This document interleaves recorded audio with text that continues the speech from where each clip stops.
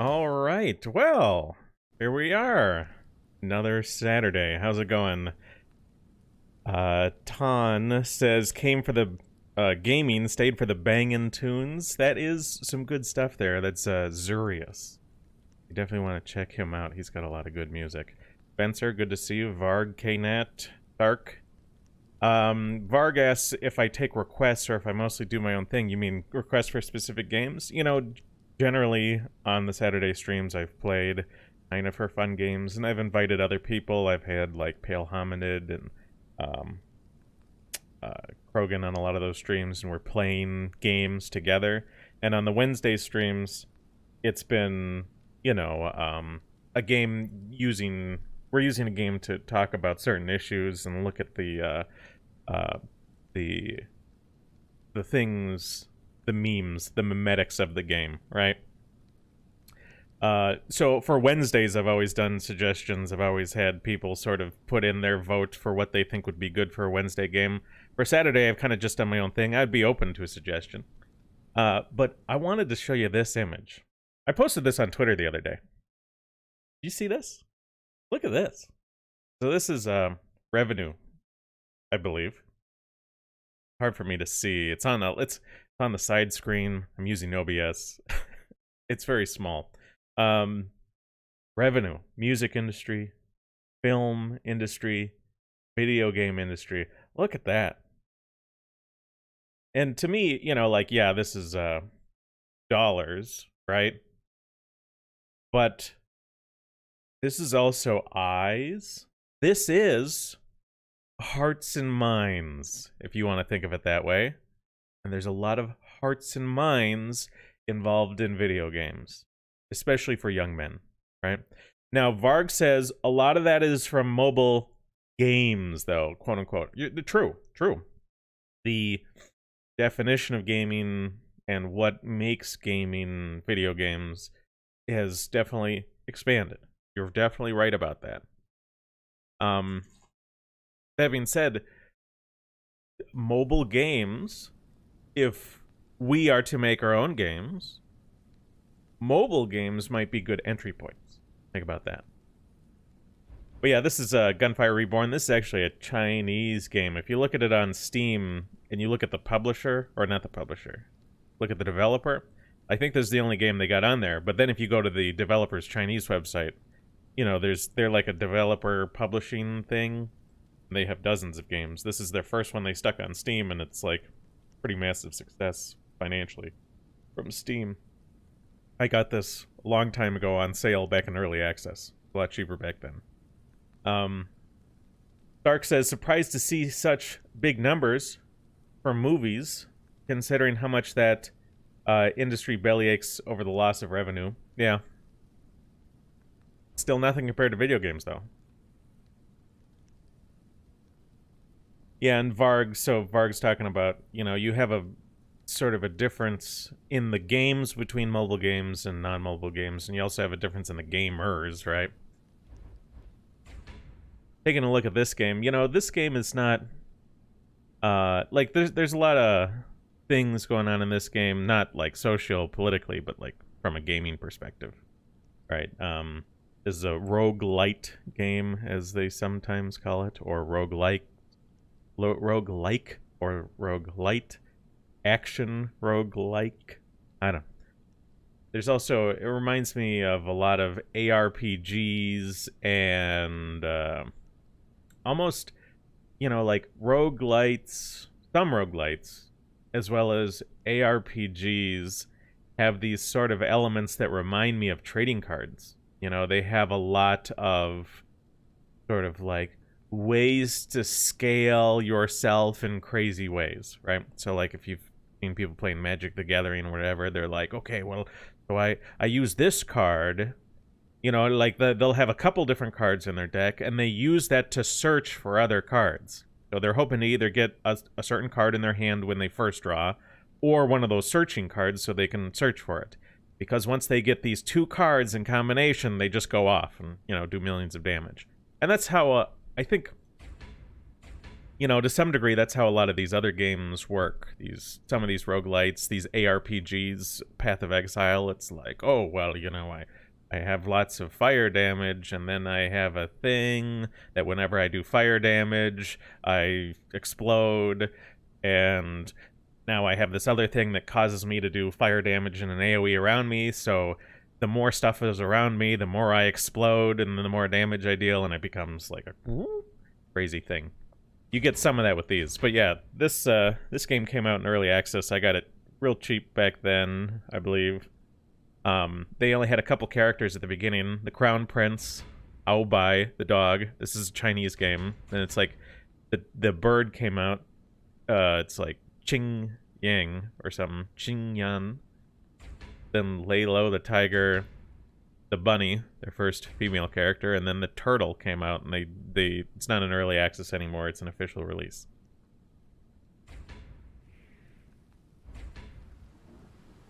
Oh, we'll put it on... just put it on Nightmare, I guess, for the first game. Spencer says, women are the primary demographics for mobile games.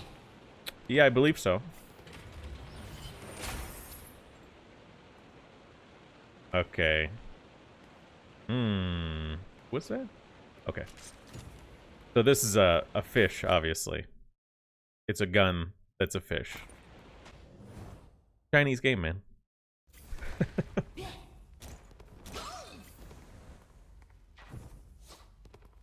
No, I'm playing. I don't even know if that cat was drinking alcohol. I think that cat might have been drinking tea, right?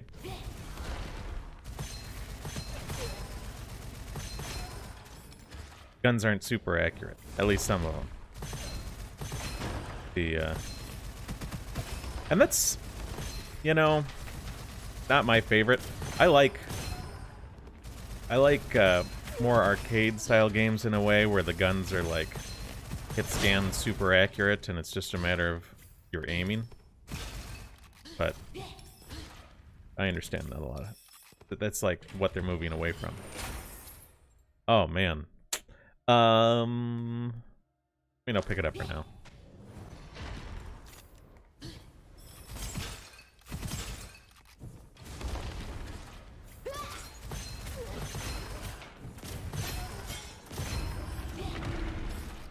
But you see this gun, it says,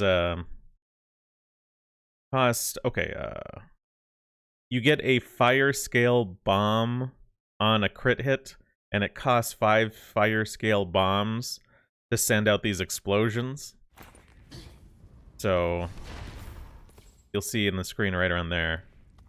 As I get crits, so I've got 1 out of 3. That means I have 5 out of 15. Okay, now I have 10 out of 15. And now, boom. You can just send out a few of those volleys. And they're pretty powerful.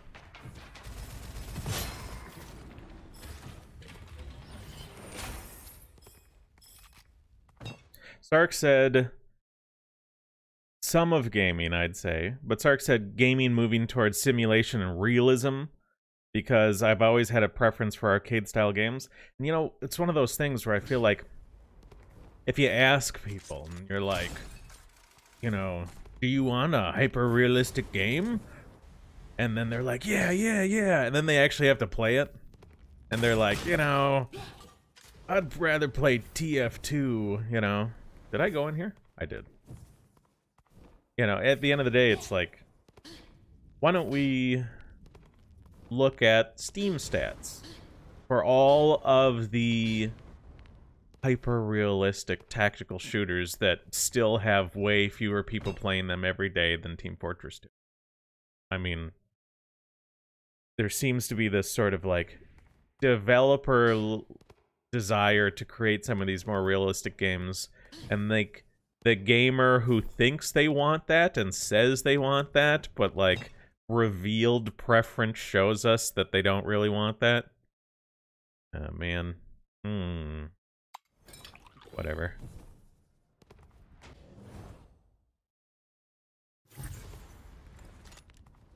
So Spencer says, I feel like games for entertainment, your best bet is Asia.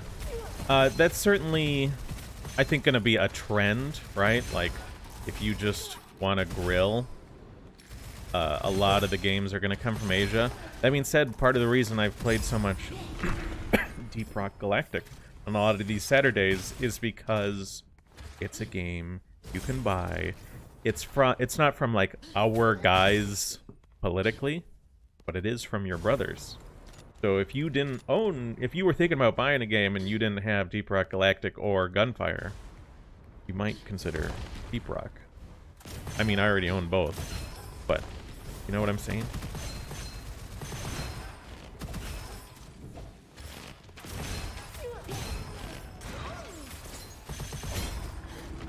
So the deal with the cat has a few things going on. One, so I picked up this scroll that converts my shield to HP and gives me health regen, but the cat is sort of a shield-oriented hero, so it's sort of a weird combination to have on this character. So for instance, additional max shield, which is now max HP for me, but also like when I hit things with my energy orb, I get shield, and the lower my shield is, the faster it recharges. So he's got two big things going on. The energy orb, that's my E, you can see it down here. It explodes upon contact, damaging enemies and freezing them in an AoE. And he's got his smoke grenade, which is more like, well, it's, you know, you think of smoke grenades as something you throw at your feet and escape with.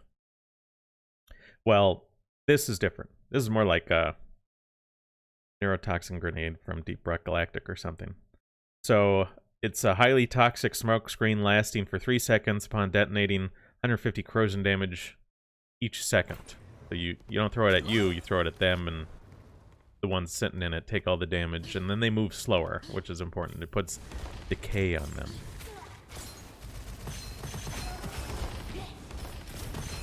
Did I just see my favorite weapon drop? I think I did.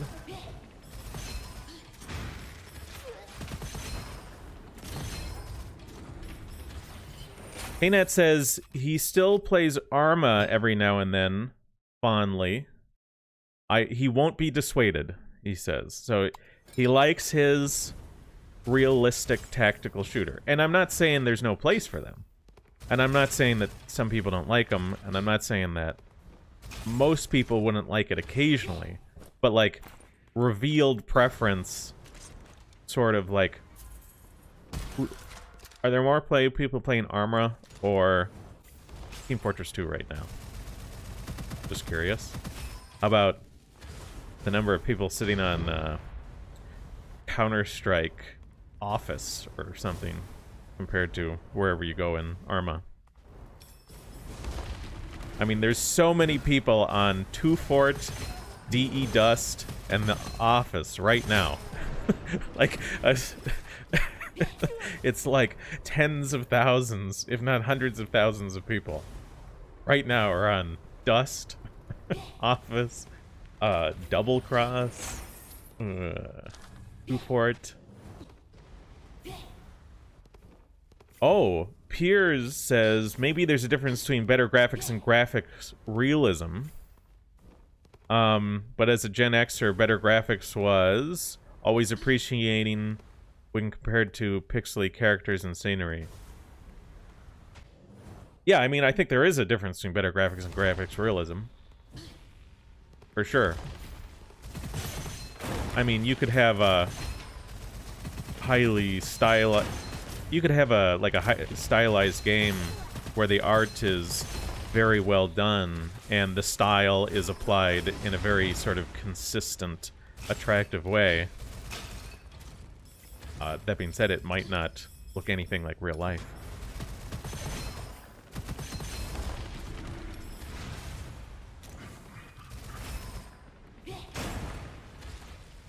Hey Nat says, you'd think CS players would get tired of Dust 2. You know, it's a really good map. Unlike, well, okay, I don't know about a really good map, but it's a good map, and it sort of just has a lot of, it has enough to keep you interested, but also kind of enough tricks and things to learn, enough boxes, and there's like an established metagame for like where is best to stand and do this, but there's also enough space on the map and enough features where there's, like, room to work against the meta, right? Like, don't stand at this box, stand at that box. Like, you end up with people sort of standing in weird spots and taking advantage of the meta.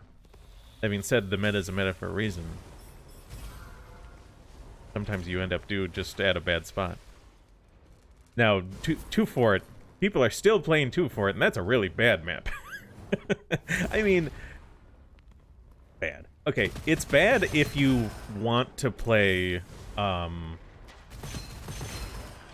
capture the flag, which is what the game mode is supposed to be. If you want to play capture the flag, 2 Fort is a really bad map. That being said, I mean, we'll have to face it. A lot of the people on 2 Fort don't want to play capture the flag, right? Oh my god. So this is a really scary room. I'm shocked to how... Oh, did I hit that guy? No, I didn't. Shocked to how well I'm navigating it at the moment.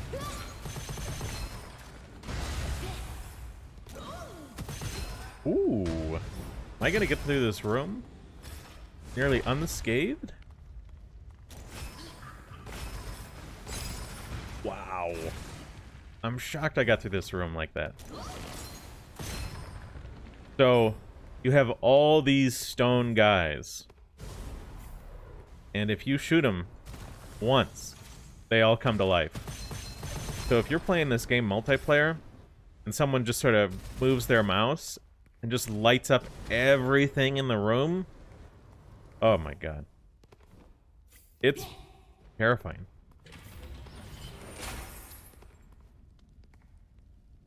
Oh, that's a really good one. That's okay. I like it a lot on the dog. Second Hat says he often goes back to Dragon's Dogma. That came out in 2013. I've never played it. Spencer says he knows an interesting game with realistic mechanics, but bad graphically. Second Hat says, what do you guys think of TERFs and their resistance to trans stuff? He sees it as Frankenstein being haunted by his own creation.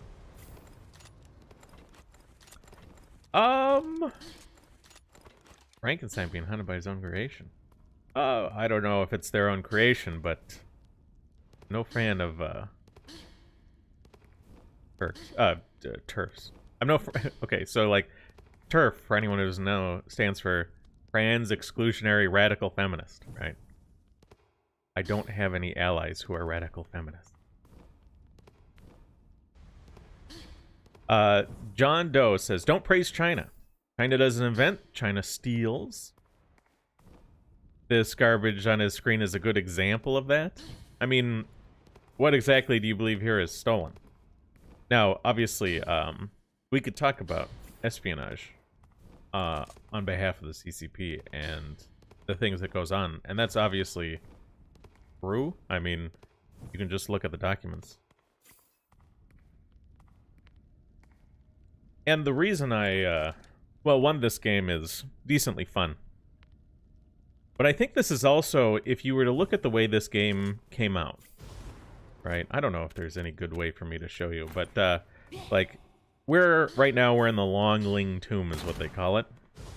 And then there's a desert after this, and then an ocean kind of thing after that, and then there's a frozen tundra after that, right? Well, when this came out, there was no... When this originally got into early access, there was no frozen tundra, right? There's only 2 characters, or 1, right? So, you know, at the end of the day, this is instructive, right? Regardless of whether you like the people or not, it's instructive. Yeah, take that. That has the potential to be very powerful. In fact, just this weapon in general is really great on the cat.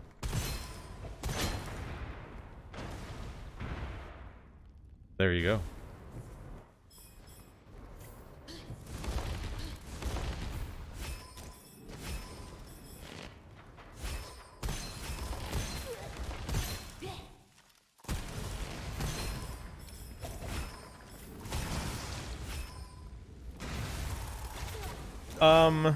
Varg says he thinks China bashing is as bad as praising it. At the end of the day,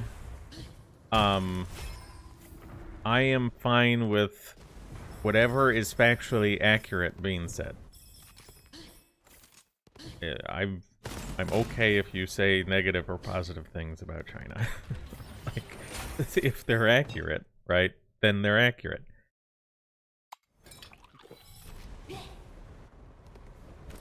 Look at this gun. I could probably use this for the whole main game.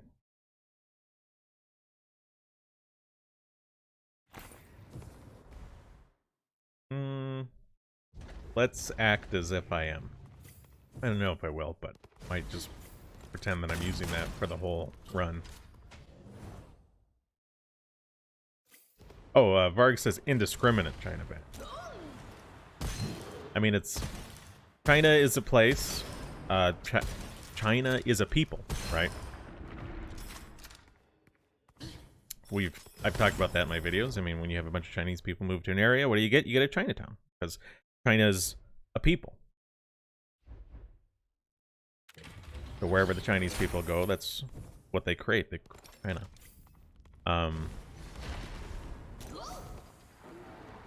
Which is fine. I mean, I have no problem with them being who they are.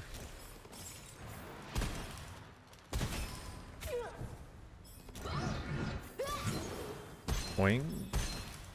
Did my grenade not go up there? Oh, it bounced. So this gun pierces, which is why I'm able to shoot him right in the shield like that. One of the reasons I like this. This gun is called the Piercing Flame. Get over here, you.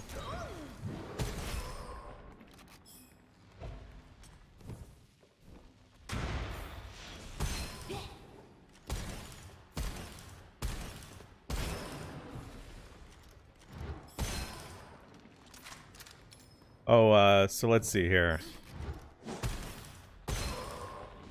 John Doe says this is Curse of the Dead Gods plus Overwatch. This is Overwatch? Really? Isn't Overwatch just bad TF2 though? I don't think I've played Curse of the Dead Gods.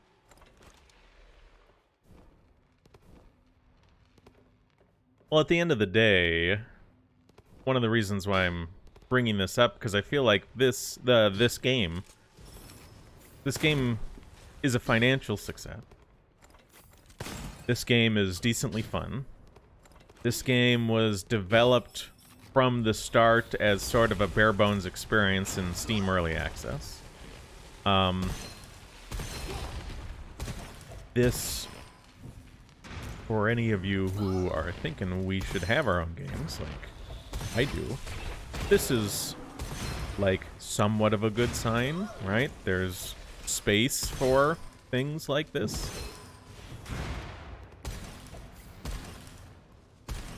I don't know if that makes sense to you.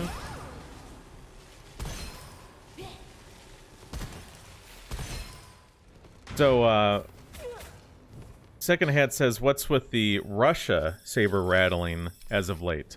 America and the Biden administration looking for new enemy after Afghanistan. So, I mean, you know,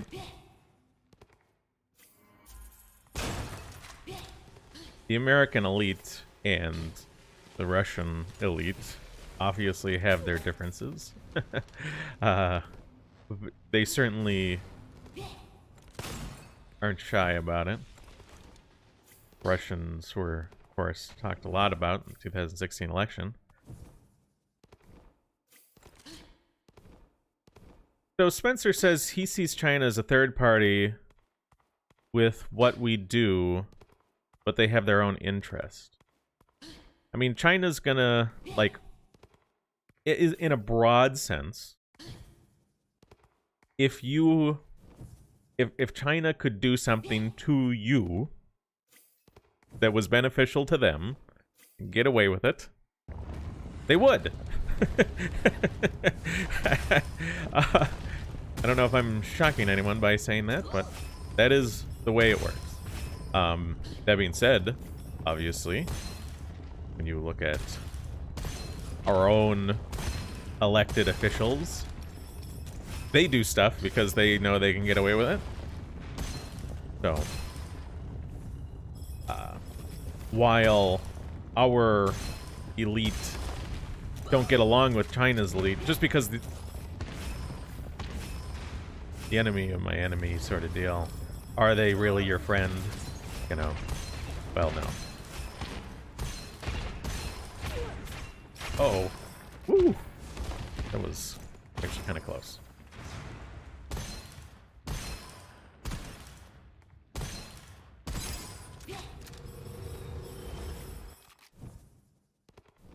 Oh, yeah, that's true. So, Piers says this game doesn't enrage him as much as COD Vanguard or Detroit Become Human. It's pleasant to watch. So, I mean, in some of those games, I mean, those were games specifically about demonizing us, our ancestors, our people. It's a big deal. This, by comparison, is much more tame. Again, if you don't own Deep Rock Galactic, that's not produced by people who maybe believe what we believe, but it is produced by people who share your heritage.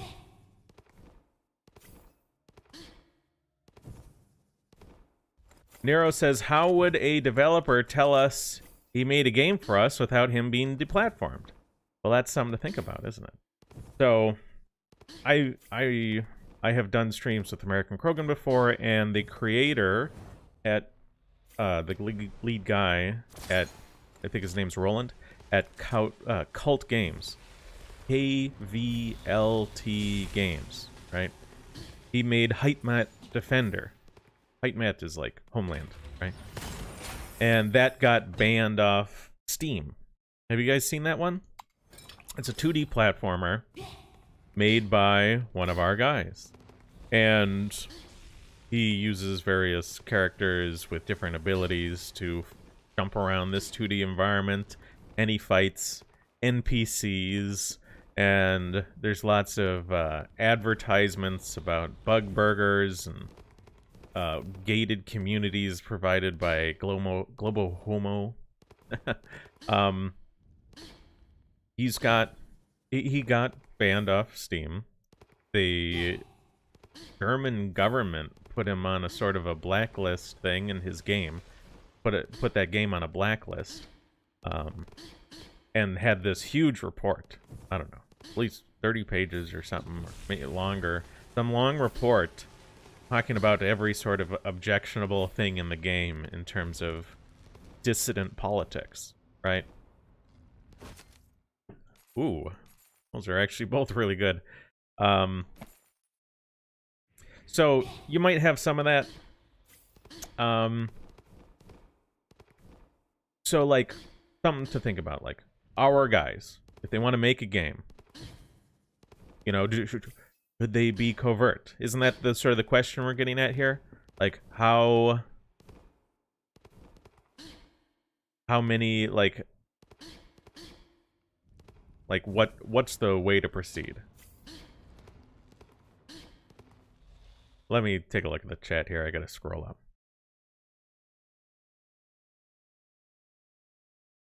John says, we won't have our games. The closest we can have are neutral games. You know, he's talking about the censorship there, the blacklisting, the government interference. And it may be that one of the better ways to proceed is to sort of make a small insular group and to make a not our game, but a neutral game, and then to slowly progress into our games, rather than just, like, hitting it up hardcore off the bat. That being said, you know, if you haven't looked into cult games, I recommend it. It's KVLT Games. They did a game jam, right?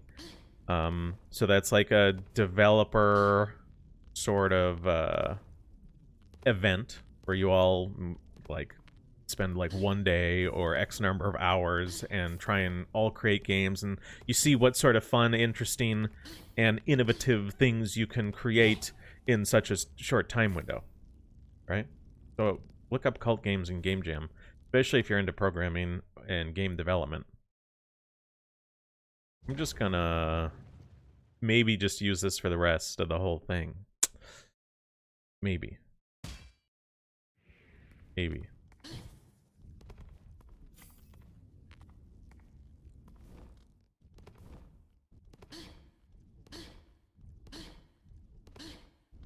And what, you know, again, I want to bring this up.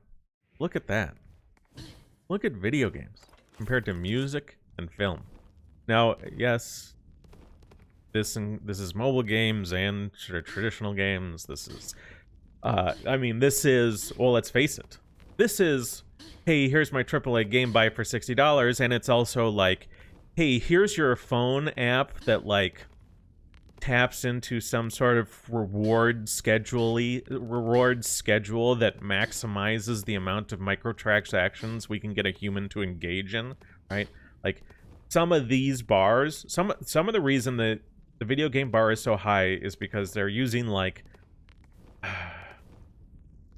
reward schedules on vulnerable people to essentially bankrupt. I mean, there are people, like, going bankrupt playing these manipulative games. And obviously I'm no fan of that, right? But the point is, gaming's huge. Not just in terms of financially, but gaming is, there's a lot of people with their eyeballs on the games. And what do I want in front of those people's eyeballs? Eric says AAA games are garbage and indie games aren't worth your time. I mean, yes and no. I mean, I feel like on some level that may be true, but I also think a lot of us are sort of disillusioned by how manipulative and cash grabby and anti-white a lot of these various games are, right?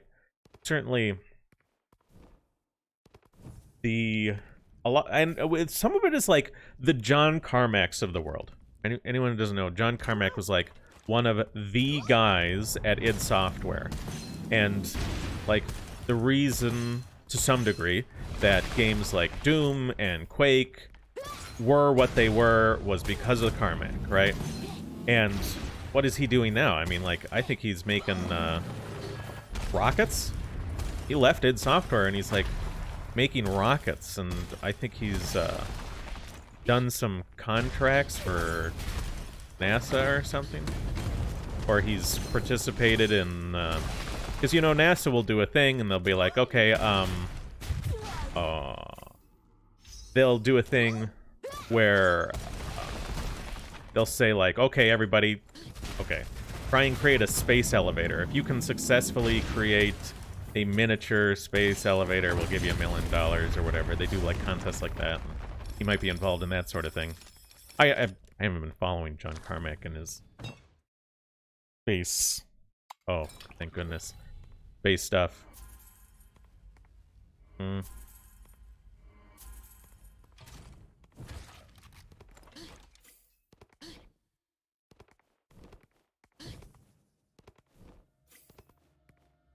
Varg says games like Kingdom Come will be the closest thing you get to be made by normal red-blooded people. I mean, here's the thing. I feel like there are some intelligent people who got into the gaming industry or have been trying to get into the game industry. They've wanted to make games, they've wanted to create interesting, compelling stories, engaging mechanics, and all the things that make up a game. You know, compelling, interesting art, assets. you know, fluid animations, all the components of games. And a lot of them get into the modern gaming industry, and we know how bad it is in terms of the politics, the social environment. And a lot of them are sort of stuck under the thumb of this system, right? And they either get, like, disillusioned and have moved on to something else, or they have been sticking with it, and they're, like, churning out this stuff, right? They might not be happy that they're churning out this stuff, but that is what they're doing, right? Now, you know, if only we could get all these guys in one room, right? If we could only get all these guys together to make a game. John says he does VR at Facebook. He never worked at NASA. Well, I didn't say he worked at NASA, right? NASA does an incredible amount of stuff with independent companies, right? Let me just look this up. I know my screen's frozen.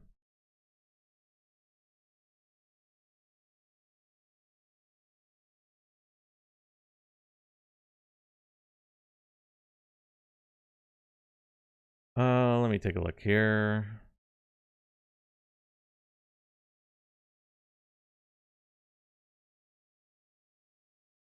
Armadillo Aerospace, Carmack. Armadillo Aerospace competed in a NASA contest known as the Lunar Lander Challenge, winning first place in the Level 1 competition along with $350,000 in September 2009. They completed Level 2 and were rewarded $500,000. Oh, the company went into hibernation mode in 2013. So he's not doing rocketry right now, I guess. I mean, again, this, like, I haven't been keeping up with Carmack, apparently. But again, that's, like, NASA will sort of run these contests to sort of outsource and sort of to pull innovation from a wider population, right? Imagine this is actually not that different from the problem of longitude. So long ago, the King of England said, or the Crown more broadly, let's say, said, hey, we need to be able to calculate longitude on our ships. If you can solve this problem, we'll give you a certain amount of gold, which would be millions of dollars today. And Isaac Newton was on the board for judging the entries, right? Well, that's kind of similar to what NASA does now. Oh, that's actually pretty good. Or what, yeah, NASA will say, okay, we want to solve X, we need ideas, we need highly intelligent people who are sort of like engaged in the project but might not be on NASA's payroll, because, you know, you can only employ, let's say, X number of people at NASA, but if you have a contest and you open it up to the whole world, you might have, like, many, many, many thousands, tens of thousands, hundreds of thousands of people, like, put some amount of mental effort into the problem, right? A lot of them won't do anything with the contest, but a lot of the contest entrants, like, let's say you have, like, 100,000 people who consider entering, and, like, 1%, like 1,000 people, actually feel like they've come up with an idea that might be viable and worth actually, like, bringing, like, following through by making the thing and then bringing it to the contest. So it's like you manage to use some money to, like, $1 million, $2 million in prize money to get over 100,000 people to put at least some mental effort into your problem.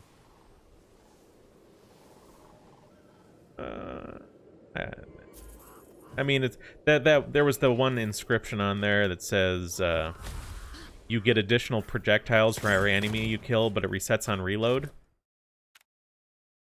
And that combos with Skateboarder, so which fills your magazine after using dash without ever reloading, right? So it's a no reload combo that you have in this game, that you can get in this game for certain inscriptions and for certain weapons to start doing ridiculous damage.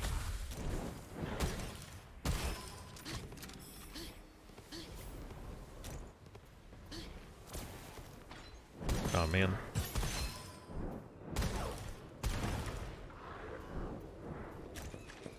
Hey, Rosie's car. Boom. Great. Who's hitting me now? This is, I mean, is this a new game? I mean, it's been, I've had it for a while. This is the first time I've streamed it, though. Okay, should I etch? Okay. I'll etch it. I might just use this piercing flame for the rest of this run. Probably just do that for now. I can Gemini, do the other things. So this is like the starter character that they give you in the game, Nero, or the Gladius.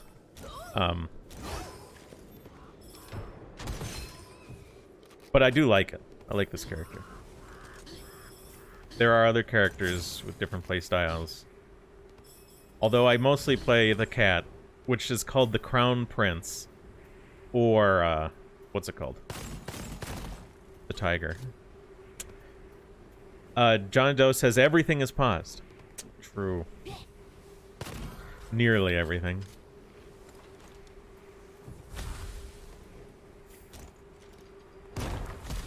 Oh, man.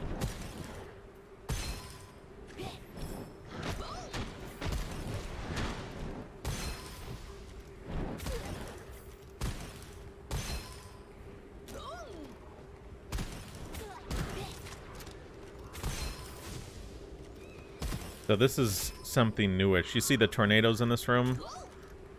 In the early rooms, you saw, like, fire spitters in the wall or whatever. So there are traps at these higher difficulties. So we're in nightmare mode. And these traps in the desert can take the role of these tornadoes that sort of roll around. Oh, God. So much damage. It's almost dead. Uh-oh. A lot of stuff on me here, though.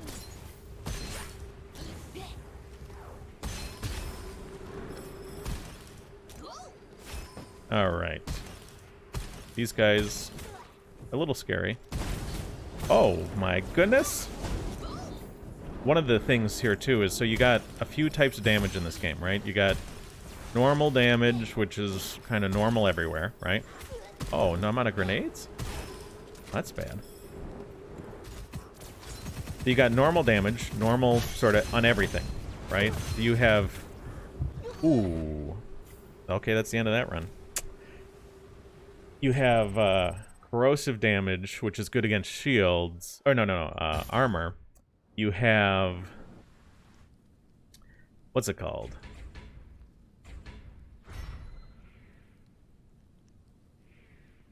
You have electric damage, good against shields. Fire damage, which is good against health. And that's it. And it's actually worse when you use something that's bad against the other thing. Embargo... Knat says, don't you think you would relate more with the bunny character? Why, because it's a girl? What are you saying?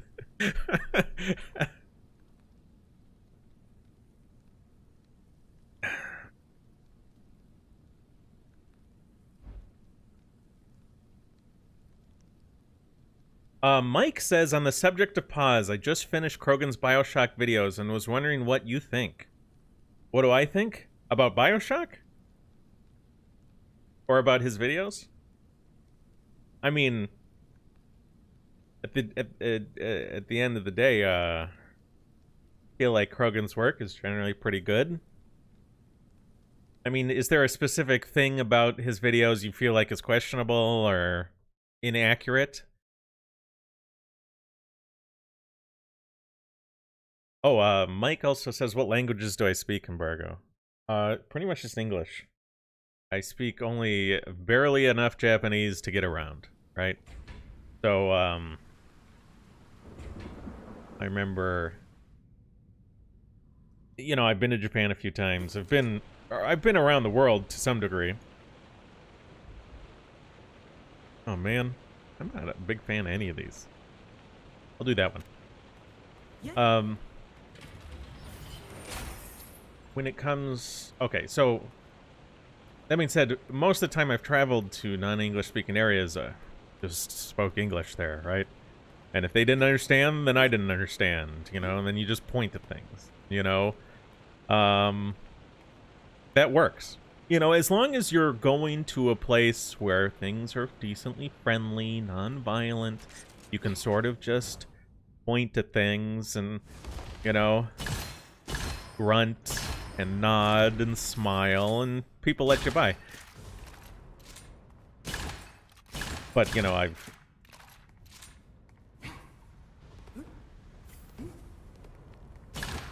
So, for example, there's a story that I've told before. I was in Japan, I was walking along the beach, and, well, it's not the beach exactly, but walking along the ocean, and an old man says, you know, he looks at me and he sees me walking down, I'm a white guy walking through, and he's like, oh, Jusu nomanai.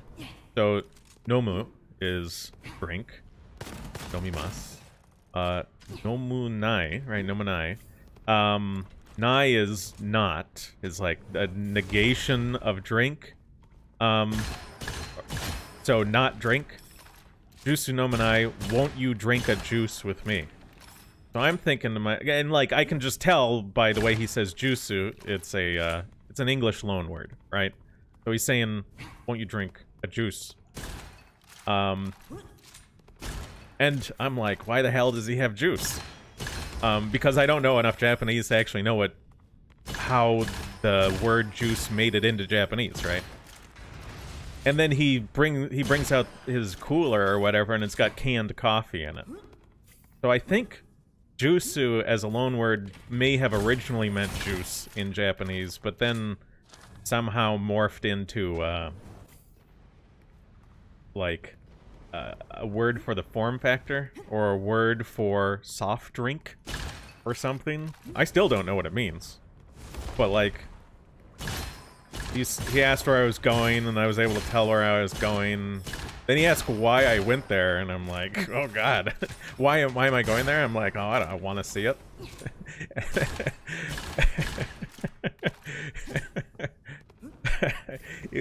Like, I can get around, but not really. Hero. What? I don't speak Yiddish.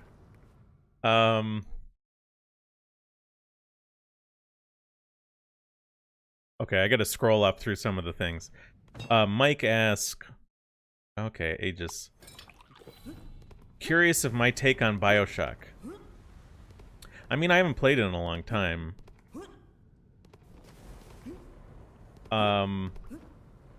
I don't have any, because I haven't played it in so long, ultimately, I don't have much opinion on it other than what Krogan had posted, right? Because that's most of my recent, within a few years, experience of the game is through talking to Krogan and helping them a little bit as he makes his script, right? Like, I come in here and I do some script revisions or whatever, he'll send it to me and I'll give him my opinion on some things. Gladius says, have you played For Honor? I have not. Ando says he might pick up this game at some point. I mean, it's not a bad game. Maybe on sale. Do you already have Deep Rock Galactic? Because Deep Rock Galactic, again, it's not made by our guys, but it is made by your kin, come to think about. And this game is not, right? This game is not made by your kin.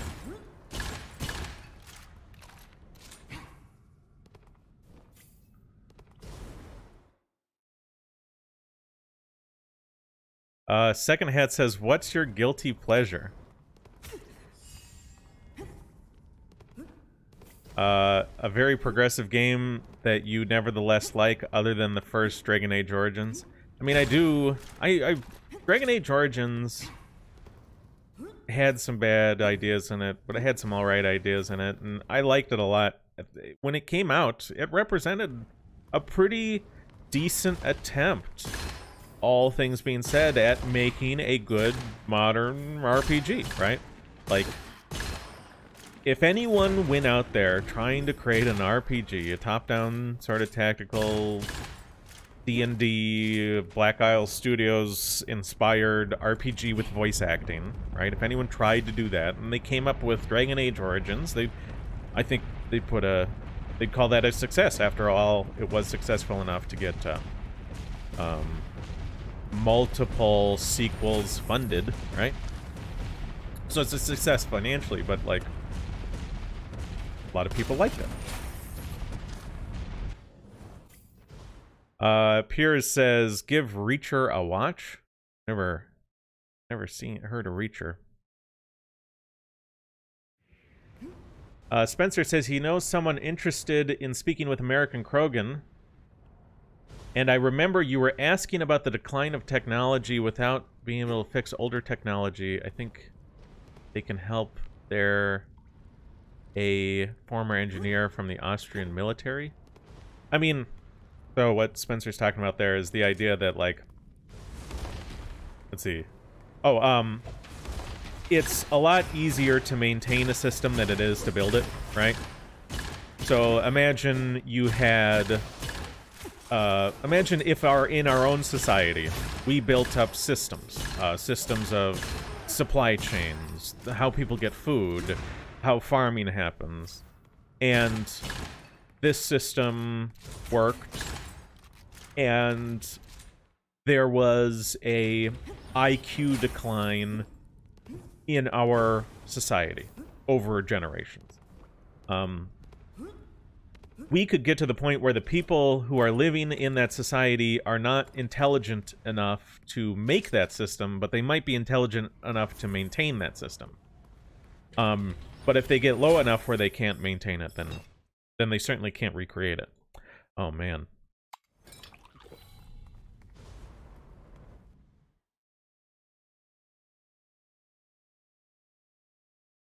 Ando says he has Deep Rock. Yeah, I like Deep Rock. Mike says he's currently learning German and will probably learn Spanish after.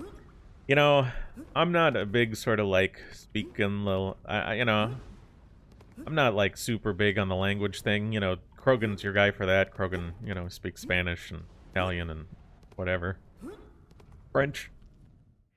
I'm mostly just English and bad Japanese. But, you know, if there was potentially a movement among our people to learn a common language like Latin, Ancient Greek, or Proto-Germanic, or even Proto-Indo-European, like, I'd consider it. I'd consider it.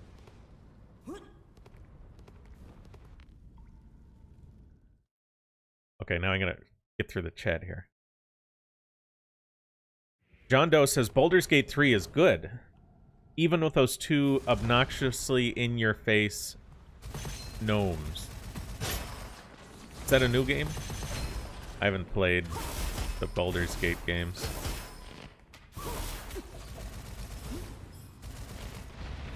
Oh, are you saying like like it's a new RPG that you feel is good?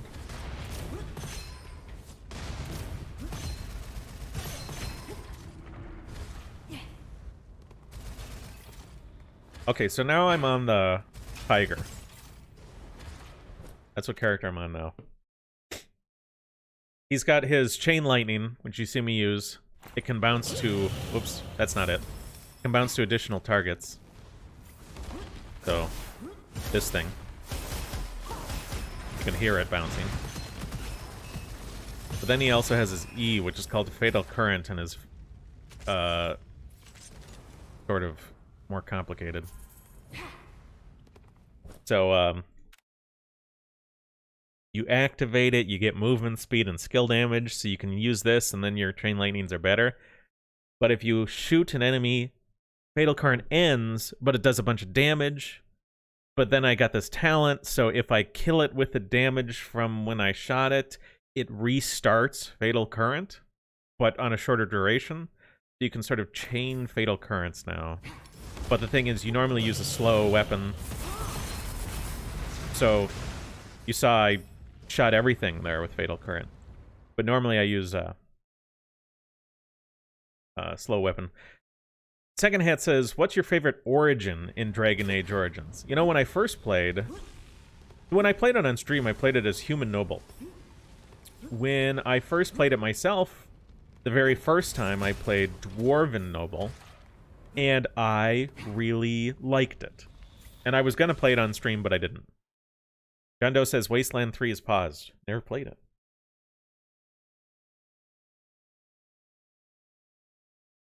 Oh my god. Varg says, learning multiple Indo-European languages helps to uncover some deep-rooted etymologies and connections. Yeah, I think so. And I think, you know, Krogan talks about that. And this is one of the things where, like, we could do, like, a sort... Anyone who doesn't know, Hebrew, spoken Hebrew, I mean, it went away. Hebrew, as a spoken language today, is a sort of modern recreation, right? And they had to invent some things to make it work and to do its thing, but they had sort of a nationalistic desire to create or sort of revive / recreate / bring forth this language. You have some similar desires for like a reconstructed Latin, which needs much less work to do since it's mostly done, or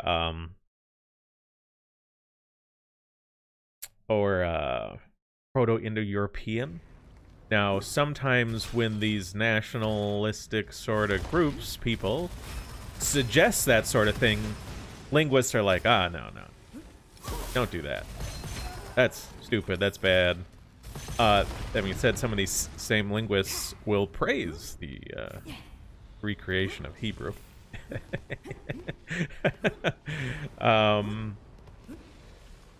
Nero says, what do you mean, guys? Learn Korean. All the girls like K-pop.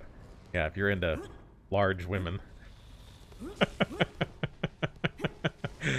John says that Baldur's Gate, right? BG3 is early access. Okay. He says it's gonna be in early access for at least a year, but it's the best RPG of the decade. Well, it's still early in the decade, but something to think about. So, John gives Baldur's Gate 3 his endorsement as being a very good modern RPG. I haven't played it, but that's quite an endorsement there, John.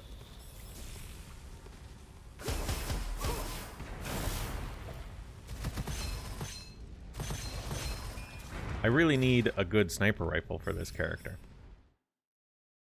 Get a random weapon? Not one.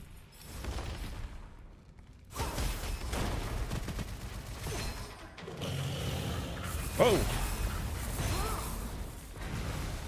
Elite Beetle. Get out of here.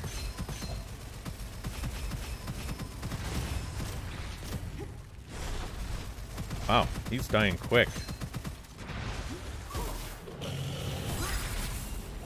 Ooh. I got a sniper rifle. A snipper! Snipper rifle. Oh, I got a couple of them.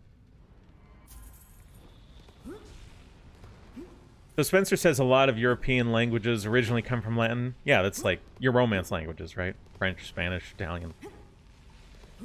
Then you have the sort of Germanic branch, which includes English. That being said, English has a lot of Latin Romance language influence, clearly. More than a lot of the other languages. More than, you know, German and Swedish. Let's see. Dark says, have you played Remnant from the Ashes? No, I have not. I haven't heard of it. Might just go with this for now. I like it, and it is still good. So, Spencer says he likes Japanese music. Well, you know, I don't want to talk about this too much because even though it's a scientific finding, I think you're going to get in trouble. They had those monkeys listen to music. You remember, did you see that study like a month or two ago where they had monkeys listen to music or whatever? Oh, how did it go? Okay, I'm just gonna look it up real quick. Monkeys listen to music. Japanese, African.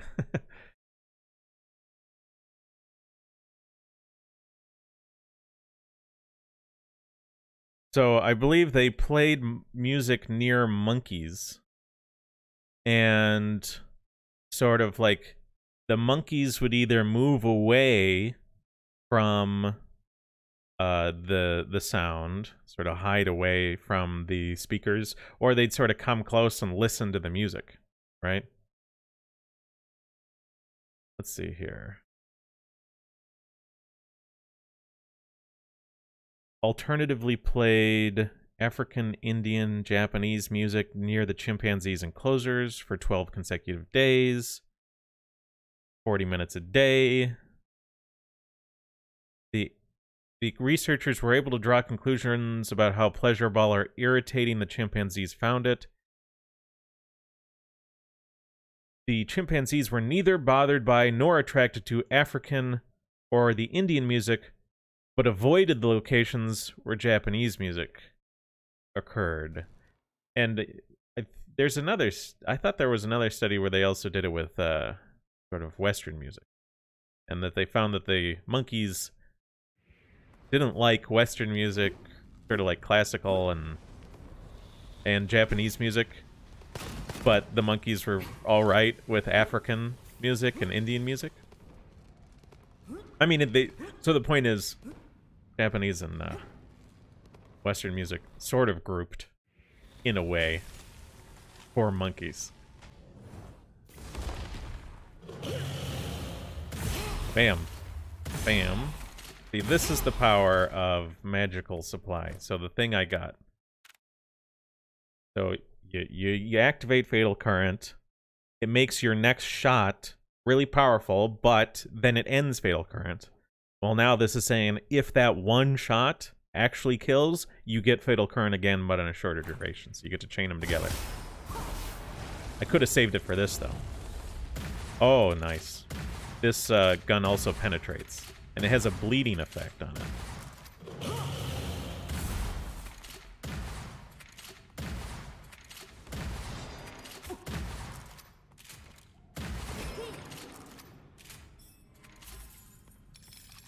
Pants Monster says, hello, IE Chan.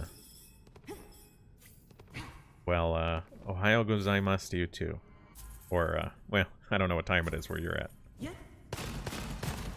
Pants Monster says, return to monkey is no longer viable. Because we wouldn't like the same music.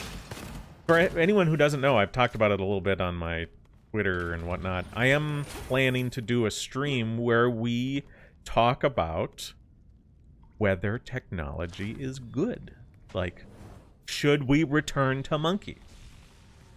Should we return to monkey? I mean, you see the memes.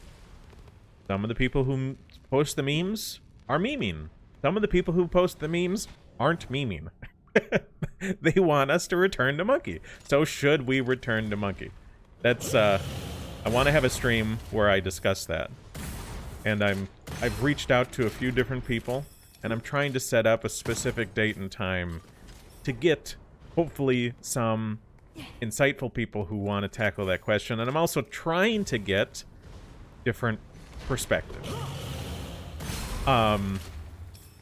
Being most of the people who I'm talking to are more on the right wing, it's all, well, I mean, let's just say in the dissident circles, there's a lot more people who are interested in returning to monkey than you may have thought.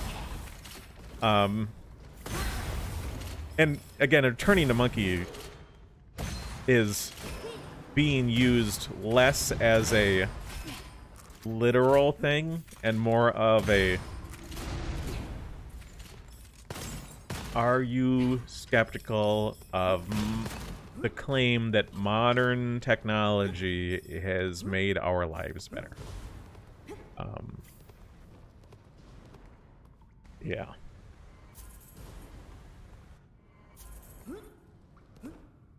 Gladius says he doesn't like Japanese games that are using the sort of more cutesy anime style. He likes more of a gritty style. He doesn't like some of the aesthetic that the Japanese games put forth. Spencer says, I know in Asia they also like classical European music. Yeah, I was, the other day I was listening to the Japanese Self-Defense Force brought out these huge, like, howitzers, some sort of artillery, right? And they were playing Tchaikovsky's, I forget what it is. What's that song that's like that Tchaikovsky composition that's super popular and has the cannons in it? Well, they replaced the cannons with military artillery. So, that was a good one. John says you can't return a monkey if you never left. True. That being said, it's like an intentionally missing the point sort of thing, isn't it?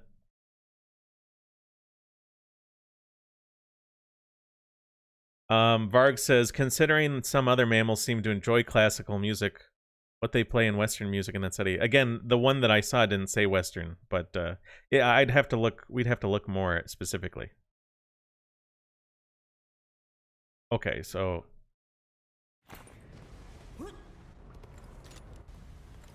Gladius brings up an important point that engaging in technological advancements is not just about making your life better, it's about being able to defend yourself, right? Which that may be slightly different than what you said, but I think that's what your point's getting at. Like, even if it made your life worse, if the idea is you need it to defend yourself, okay, then okay. I mean, like, yes, you sometimes have to make sacrifices to defend yourself. That is an argument that that argument doesn't address the idea that technology might be making our lives worse. It just simply points out that, like, we have practical considerations other than just, like, how good our lives are. Right? We have to, like, not get steamrolled by some, you know, someone who has superior technology.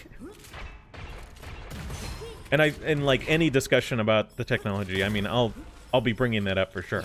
Like, we have to talk about that if we're gonna have some discussion about shall we return to monkey. Like, that has to come up. It's an important thing. Cool Guy says technology is good until they start putting consciousness into memory cubes. I mean, that's pretty advanced technology. And I like what I want to do at the stream. So this is a stream that hasn't had a date and time and guest list announced yet, but I'm planning the stream and I'm trying to get people to agree to show up, right? So first thing I want to do is recount Socrates' story of the creation of writing as an example of a technology with a downside, to establish the idea of a downside to technology. So the first technology I'll be bringing up as a potential sort of critique for being not all good will be writing, right? I mean, I'm not talking about... we're going to be talking about all the technology.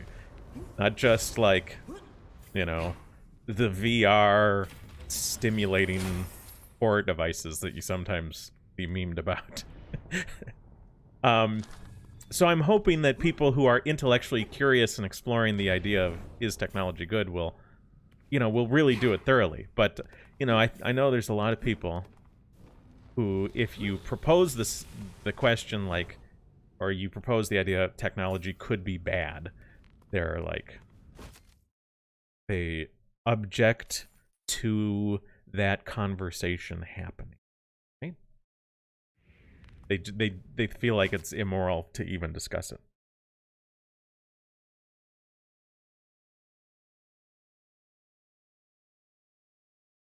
Varg says you can't be a genuine Luddite on the internet, defeats the point. I don't know. Luddite is mostly right. Luddite today is mostly used as an insult term, and it doesn't have intellectual content, right?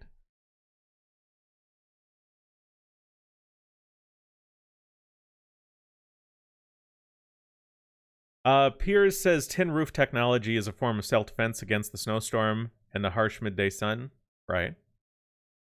This is sort of expanding our definition of self-defense to everything useful for, you know, like that's like, I get what you're saying though, right? I mean, every technology, of course,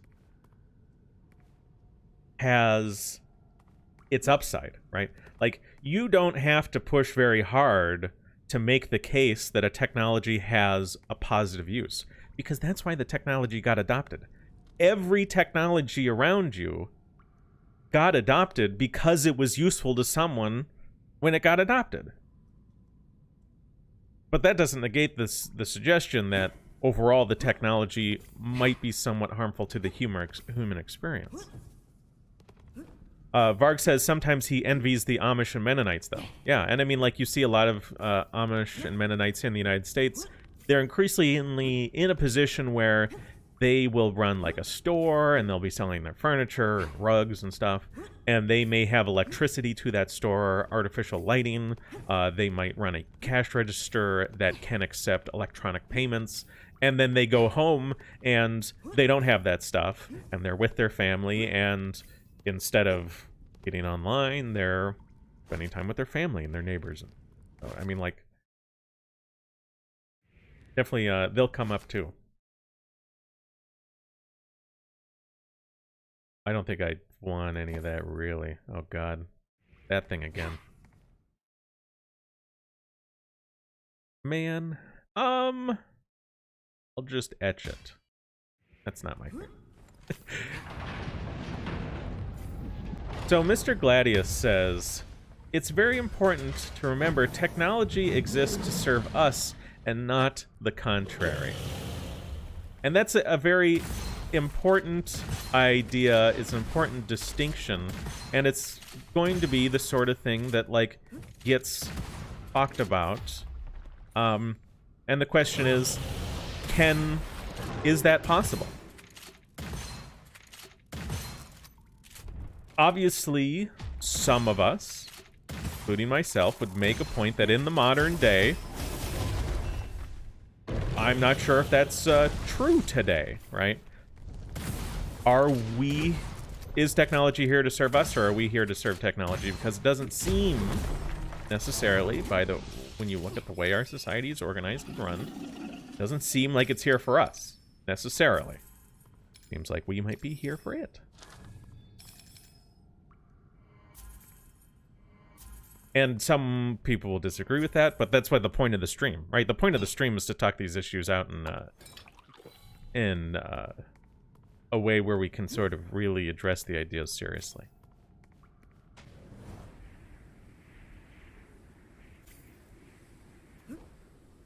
Morgoth says, have you seen the Lord of the Rings show posters? Right? I think that's what you're talking about, right? I have seen those posters. I think I posted something about them. Yeah, I did post something about those on Twitter. You know, I mentioned, so before I talked about an issue online, and I said a lot of these people would rather attempt to change or alter our myths rather than explore their own, right? And that's not exactly the same as when you're dealing with maybe like a Tolkien intellectual property sort of deal, but I don't think it's really that different. Alright, this guy. I missed his head. It's actually kind of bad. Oh, he's defensive too. So he's got this, see, he says defensive, robust. God, defensive and robust? That's why he's, like, a lot more powerful than normal. Oh my god. The elite coyote is here too? Oh wow, look at the damage though. Look at that damage. I think he's just gonna die to bleed right there. Boom. Look at that.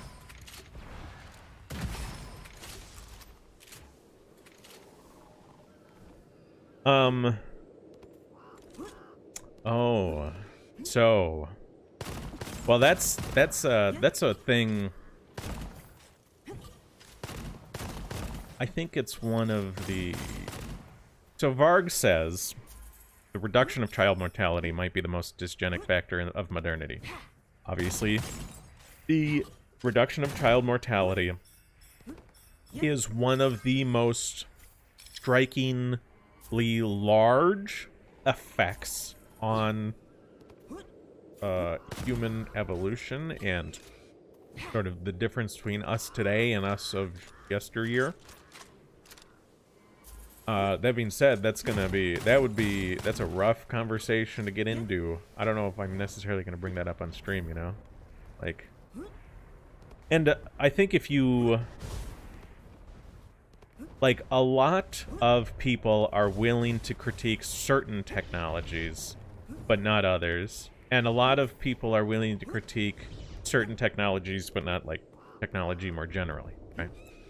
For instance, I've heard a lot of very intelligent Catholics make very insightful critiques of contraception as a technology, right? Arguing that contraception has changed the sort of the dynamics of sex and sexual relationships and childbearing and marriage in a way that has harmed people, right? And I basically agree with them. That being said, some of those highly intelligent Catholics who are willing to critique the general category of contraceptives as a technology, they're not always like willing to like critique technology more broadly. Why did they not spawn until I got all the way down here?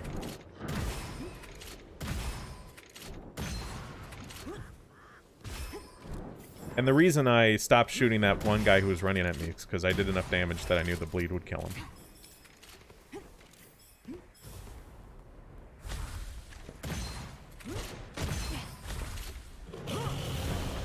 Ready? Pow! Look at that, 22,000? And another. Where are you? And another. And another. And another. Ooh. See, this is a powerful character. Especially when you can get a good sniper rifle and magical supply. I mean, I suppose this will pay for itself at some point. I hate the bows. I can't use the bows in this game. Can't aim the bows.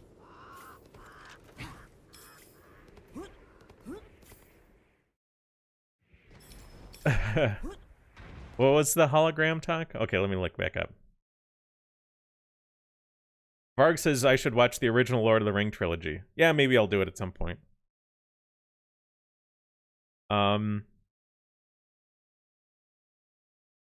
KNat says, what times when a pocket hologram waifu is the only one that'll tell you I love you. Yeah, that's pretty crazy. KNat says, does the hologram clean your house too? And Ando says you gotta buy a Roomba for that. I've used those robot vacuums. They are quite useful. I mean, like, you can't have a filthy soiled floor and stick one of those little robot vacuums at it. I mean, like, it can't handle it. But if you have a clean floor and you get a robot vacuum, the robot vacuum will be able to keep the clean floor clean for a lot longer, right? So, like, yes, they're useful.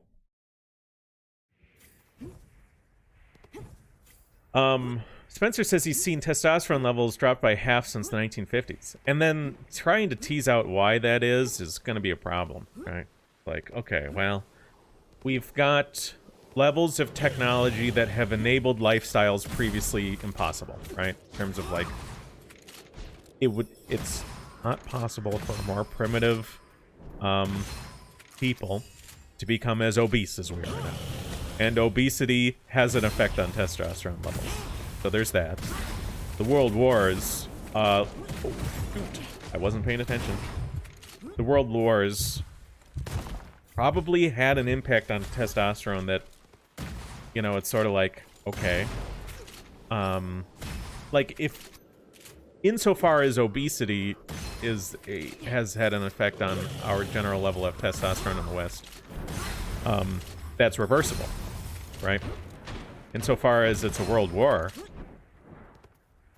the degree to which that could be reversed without some sort of genetics program, right, is near zero.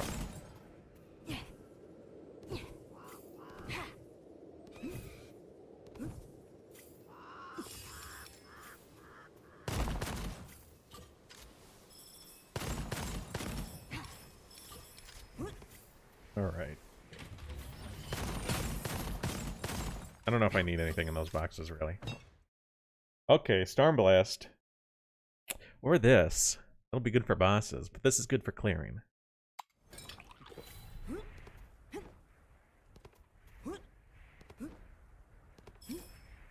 Mr. Gladius. Okay, we gotta read this. Mr. Gladius disagrees on the idea of our infant mortality changes being dysgenic, because in a based society, those kids would grow up sane and not corrupted by modernity. There's that seems incorrect. And again, I don't know how much I can really talk about this on stream. We're getting into areas that might be deemed unacceptable by YouTube. Knat wants to know if I checked out E:R. I don't know what it is. So, no. I haven't. Oh, I missed.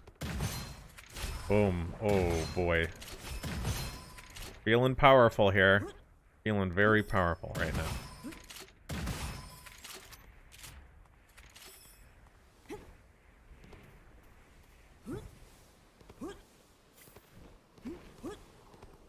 Michael says, get rid of plastics and digital technology and we'll be rid of most of the glaring problems of modernity. At least the problems that exist in our guys' eyes. And, you know, there's something to that. I did post a poll on Twitter and YouTube and stuff where I'm like, hey, should we return to monkey? And I said yes, no, mostly yes, mostly no, and somewhat. There's a lot of people who are in the mostly yes or mostly no category. I mean, I was talking to American Krogan about this, and, you know, he pointed out, like, there was no internet when we went to the moon, right? Like, we put a man on the moon with no internet. Like, internet as we know it, for sure. I'm not sure when DARPANET was actually created.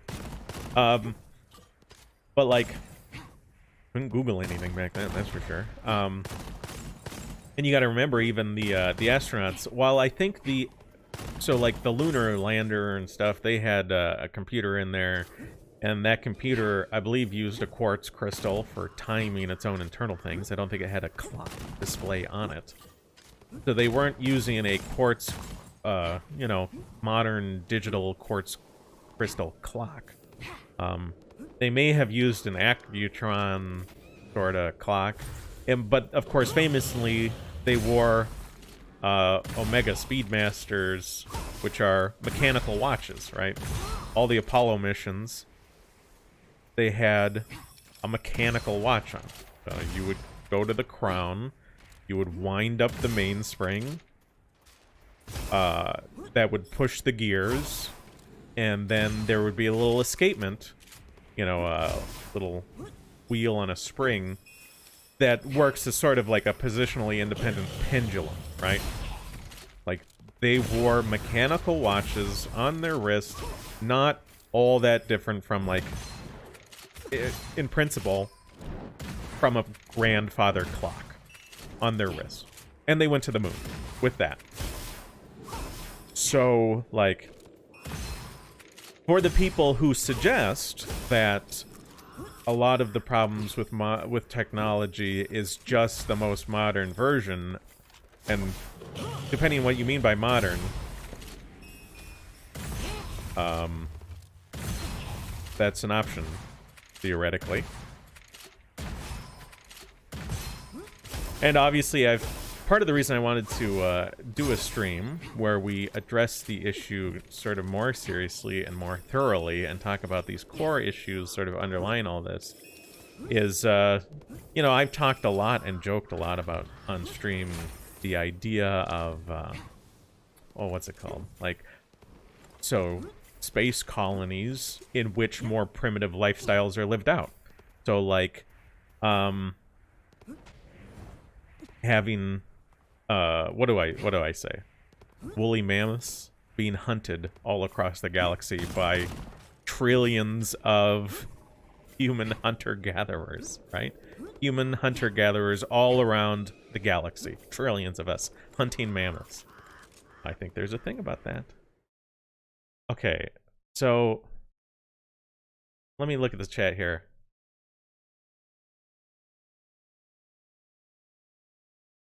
ER was good. Again, I don't know who ER is. John Doe says ER was too good for this world. Embargo, search ER and watch everything. I don't know ER.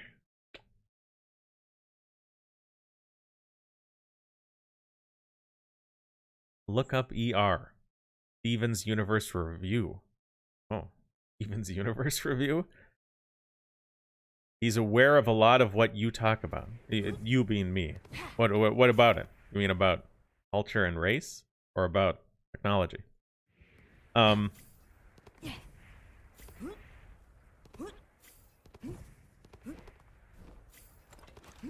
Well, so John Doe says the special move animation that gives you the boost, it's Winston's ult from Overwatch. This? I mean, is it? Okay, let me bring up a window. Here we go. And I'll share my screen or whatever at some point in a second. How do I spell this? Winston ult animation. Now I gotta go properties, and then I gotta select this.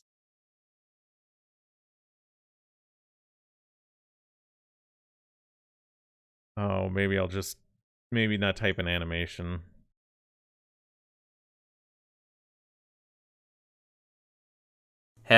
Whoop.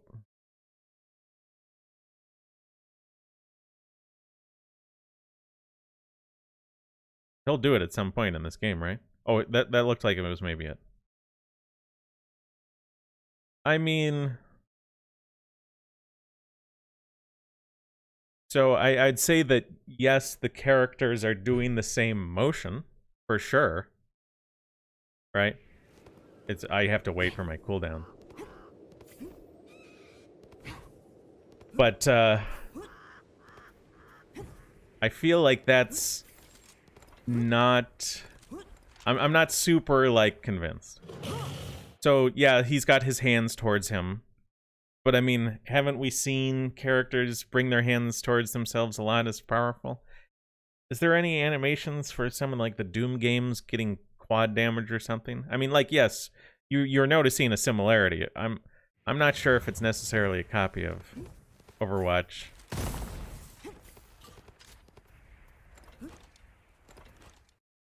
Let me take a look. Let me see here.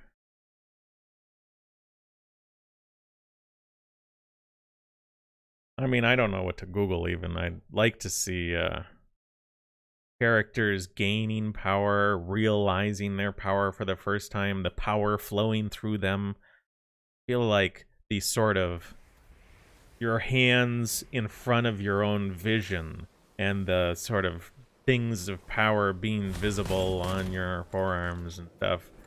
I feel like that's a pretty well established sort of trope of some sort. I'm not saying that you're wrong. I'm not saying that various games don't steal ideas from each other or whatever, but I'm just... Yeah. Look at that. Cleared the whole room.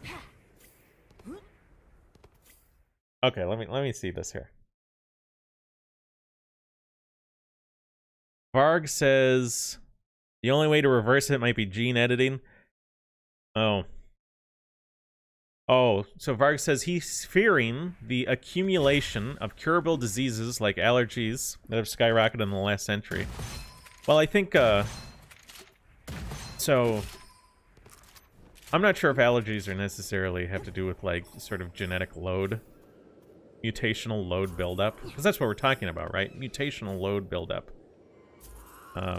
Infant mortality is one of these things that prevents mutational load from building up significantly, right? But in the modern day, we can keep people alive even if their genetics are, you know, we can keep infants alive that would normally be non-viable.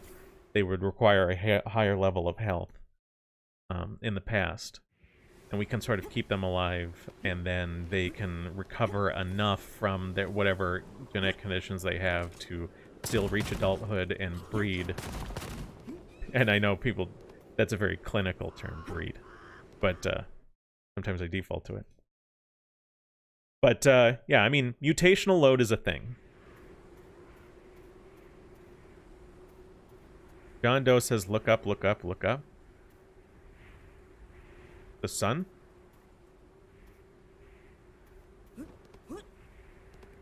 Did I miss something?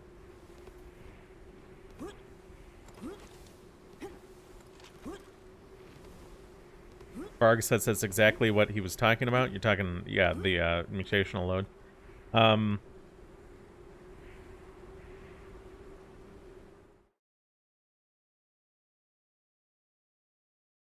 I'm just reading the chat and trying to pick up what you guys are saying to each other, but some of it's kind of moved faster than I can read. Especially if I, like, play at all, you know? But that's okay. You can have conversations without me, too. and I'm not being facetious or anything. Like, my God, this thing! I'm gonna die. Jeez, this tornado. Oh my God.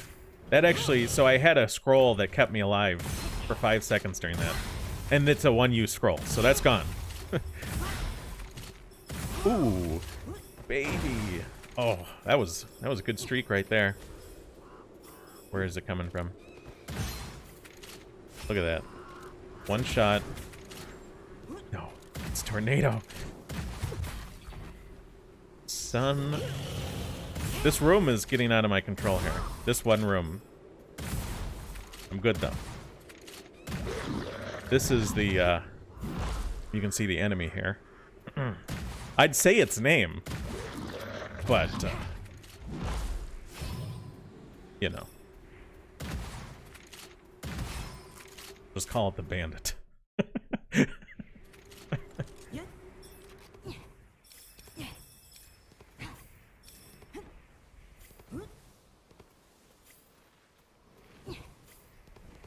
I missed 2 letters in that message. Oh, well. I mean, things happen. The thing is, I have to have one of my 2 screens in front of me. And then my other screen is more off to the side. And so I can either use the screen... Oh, this is... I can either use the screen that I'm playing on in front of me and the other one off to the side, or I can put the screen that I'm playing off to the other side. If I put the screen that I'm playing off to the side, my gameplay gets so bad that people will complain.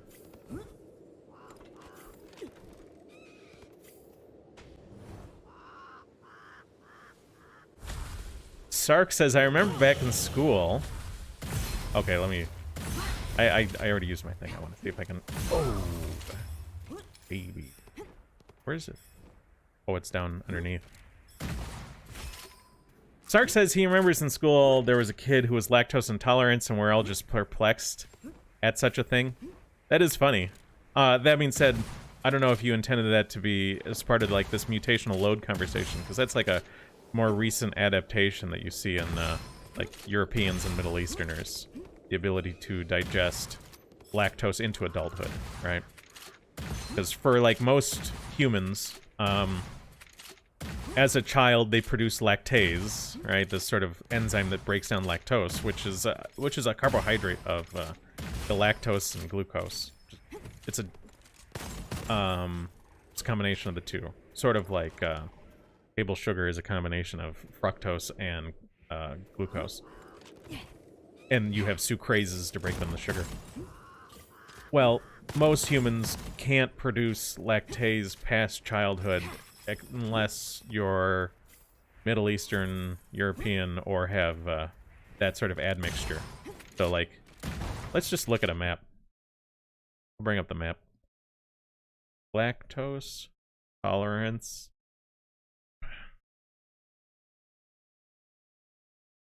Boop.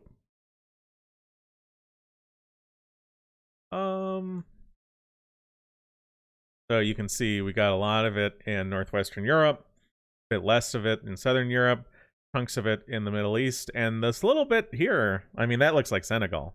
I don't know who those people are right there, but some of West Africa has it, and this largely probably has to do with, well, I mean, again, that looks like Senegal. That seems weird to me. I feel like it should be in recent populations? What is this? What is this? What is this? Let's... I feel like there's some admixture thing going on here, right? Like, I'm not sure if this is a population that has, like, a local adaptation for lactose tolerance from adulthood, or if that is some genetic contribution from Europe or the United States, you know, from Europe via the United States, that sort of deal. Was this lactose intolerance? Yeah, so there's two ways to talk about the issue, and you could either talk about it in sort of the positive way or the negative way. Either lactose intolerance or lactose persistence. So you could say that, you know, Europeans are some of the highest in lactose persistence, or you could say we are some of the lowest in lactose intolerance. But a lot of people, you know, so a lot of scientists are like sort of very neutral people will prefer to say lactose persistence because that's more unusual, right? The persistence of producing the lactase enzyme into adulthood is more unusual for humanity broadly. But then you have anti-whites who, like, jump on it because anything that they can engage in to, like, displace the white man as the center of the frame is, like, they're real excited about. You know what I mean?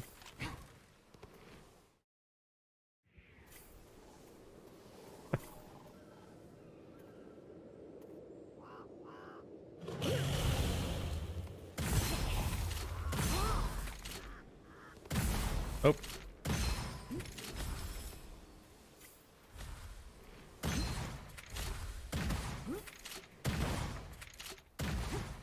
Whiff. Get out of here, you. Ooh. No. Oh god, they're moving. Oh, there goes my whole buff. And last guy, defensive robust. Oh, he's dead now. Spencer says, I've seen they've recently introduced beef and pork in Japan in the last 20 years, and it seems to have changed something. I don't think it got introduced that recently. I mean, I don't think it has. I'm open to being wrong, but I think they've had it longer than that. Although, maybe consumption has significantly increased in the last 20 years. Something. I have no idea. Probably didn't have to use that now. But, I did.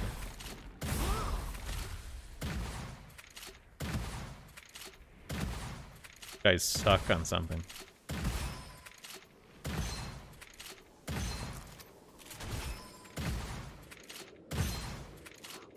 here's the boss.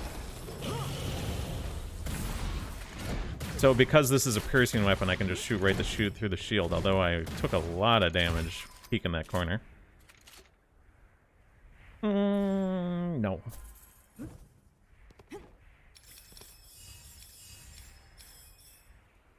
Oh, interesting. Hmm.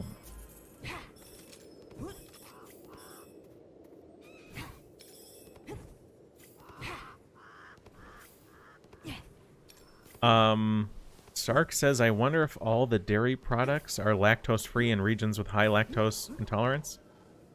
Well, at the end of the day, well, when you have people with lactose intolerance, they're not producing the lactase enzyme to break down lactose, and then it goes in from, like, I believe lactase, I'm not sure where it's produced, if it's, like, produced in the pancreas and released in the small intestine. That would be my guess, although it could be something else. If you don't digest the lactase in your small intestine, it's going to go to your large intestine, and there it sort of ferments, and it can give you some amount of bloating, gas, and, let's just say, GI distress. Gastrointestinal distress. Now, on some level, like, if I give you, if you or someone who was, like, totally lactose intolerant, didn't have any lactase production, if you give them a small enough dose of lactose, while yes, it's creating gas, pressure in their large intestine, if it's small enough, it won't cause discomfort, right? So I do know that in some of those countries, it might not be lactose free, but the portions just might be small, right? Okay, I guess I'm going with that.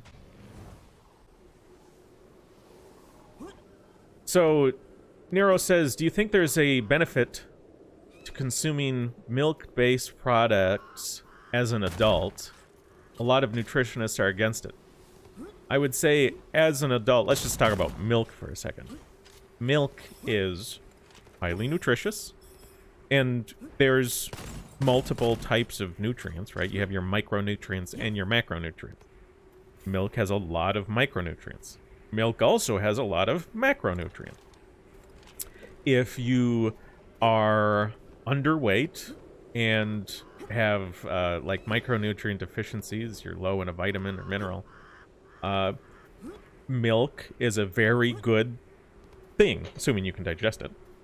That being said, if you aren't low in any micronutrients and you are like many people and could stand to lose a few pounds, milk just has a lot of macronutrients too.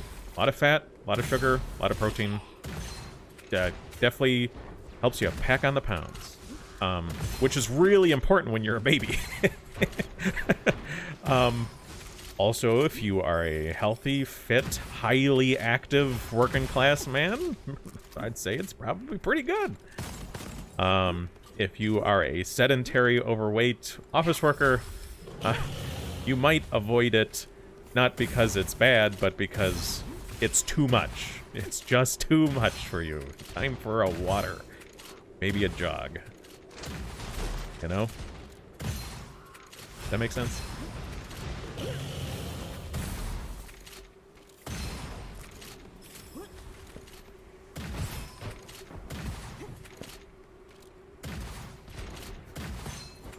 Got the crazy bullets coming in from the side. Oh no.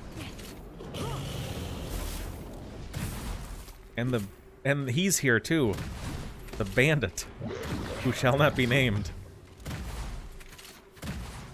Uh-oh.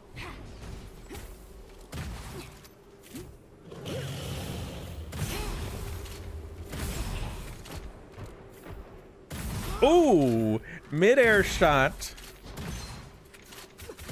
That's 2 points. 2 points.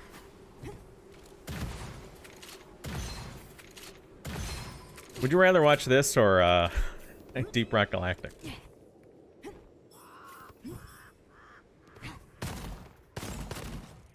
Gladius says modern authoritarianism isn't don't do this because I say so, but more, don't do or say this because it's hurtful. Think about the greater good. He prefers a more honest evil. And this gets into a point that I made on Twitter with Endeavor. There is a conflation between authoritarianism and totalitarianism that is part of, like, why do people think that authoritarian governments, like a monarchy, are inherently more oppressive than democracies? Well, for one, they've successfully memed authoritarian to mean the same thing as totalitarian, when there's no reason to believe that. Like, you could have an authoritarian democracy and a fairly libertarian monarchy, right?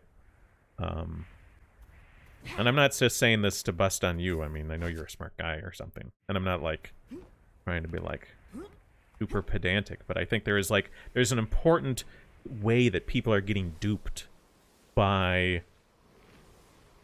getting them to believe that if your government has an authority like a monarch, that it is inherently totalitarian, and once you've got democracy, now you're all good. Now you're just free forever, and it's totally not totalitarian. Nope. You should totally believe in your ruling elite because they're democratically elected. You know, that's something that democratic elites push, right? Democratic elites tell you that democratic elites are inherently libertarian, freedom-protecting people, and that authoritarian elites are the opposite because it serves their it serves their goals, not necessarily because it's true. Deep, oh, you guys would much rather have me play Deep Rock Galactic than this? Oh. John Doe says he would prefer to watch something like Adam RPG. Oh. It's like Russian Fallout 2. I've never heard of that. Varg says play Hunt Showdown. I don't think I've heard of that either.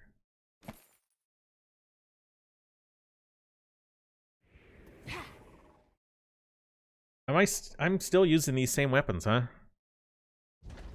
Oh, whatever. Oh my god, I'm out of ammo. Oh wait, no, it doesn't matter. It doesn't matter anymore. So, I have Against the Flow. Hitting an enemy will apply a second for 4 seconds. 15% of your ammo of your magazine will fill up every 1 second. And I have 5 shots, but I shoot pretty slow. It's slow enough where I can't run out of ammo. So even though I have 5 in the magazine and 0 reserved, I don't need any reserve. I hate this boss. I should probably be letting you guys watch the cutscenes at the beginning of these bosses so you actually, I don't know, get to see it or something. Sorry for not thinking of that.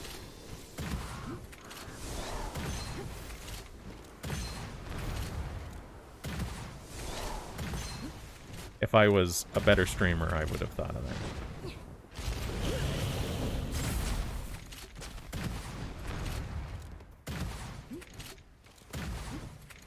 Whiff. Now, if I whiff a bunch, if I, like, whiff 5 shots in a row, then I will run out of ammo. So that would be bad. Okay. Oh, I missed. Missed the headshot. And whoop. Uh-oh. Taking a little damage here. So you have these tornado traps he's sending. Oh, God. So now he's a giant tornado. Oh, no. Okay. Right. I gotta bring him through these traps on the floor to get him back out into his normal form. There he is. I had to bring him through 4 traps, and see that trap just destroyed that tornado? That's how this boss works. Oh, I got trapped against the wall there. Oh, and then he does that, and I lost the game. Because I'm trying to explain it at the same time.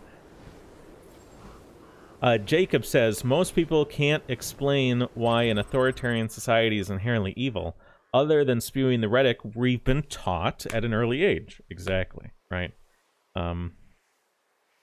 Democratic elite have told you that non-democratic peoples are oppressed and that democratic peoples are free, right?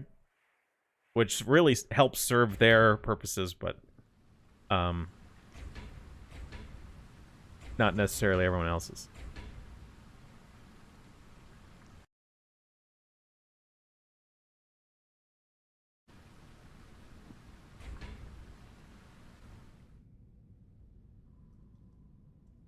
Okay, so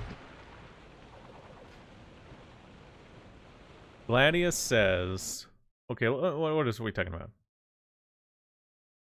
Instead of having a big manly man menacing you to beat you to a pulp if you don't obey, it looks to me like we are treated like children. Oh, okay. So he's comparing authoritarian totalitarianism with democratic totalitarianism, right? Authoritarian totalitarianism is more honest. And I'd say it is, right? I hate the double kill.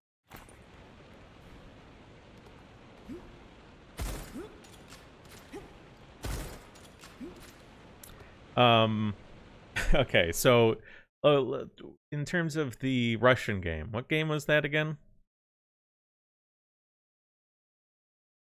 Oh man.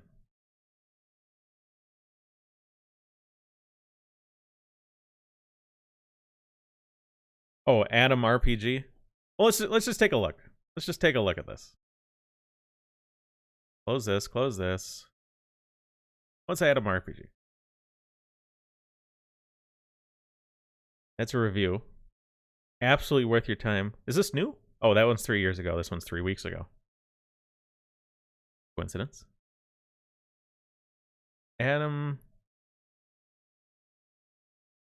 RPG trailer? Is there a trailer for this?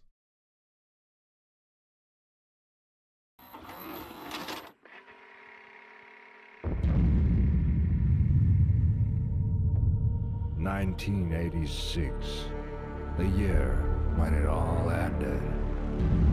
Humanity barely survived. But Okay. there is a new threat. So post-apocalypse. Again.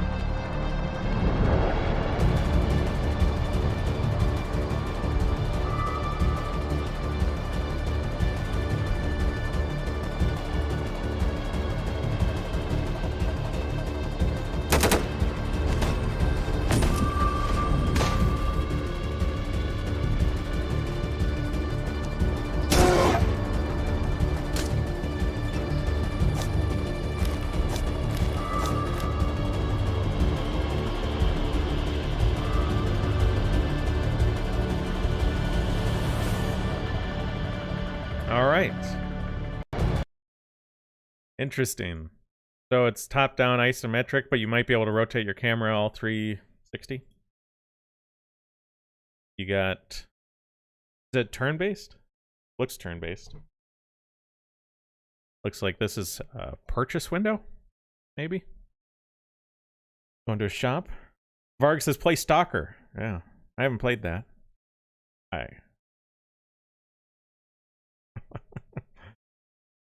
Okay, people are... Okay. John wants me to search ER. E semicolon R. This guy. Emperor Palpatine says translates.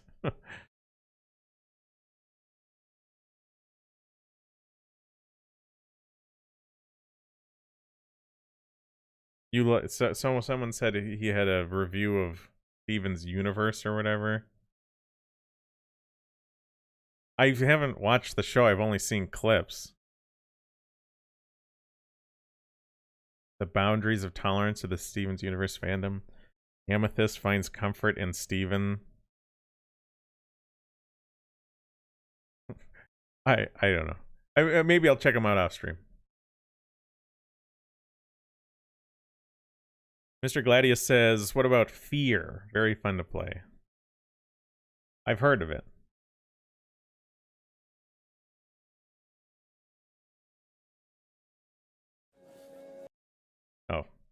course, there's commercials.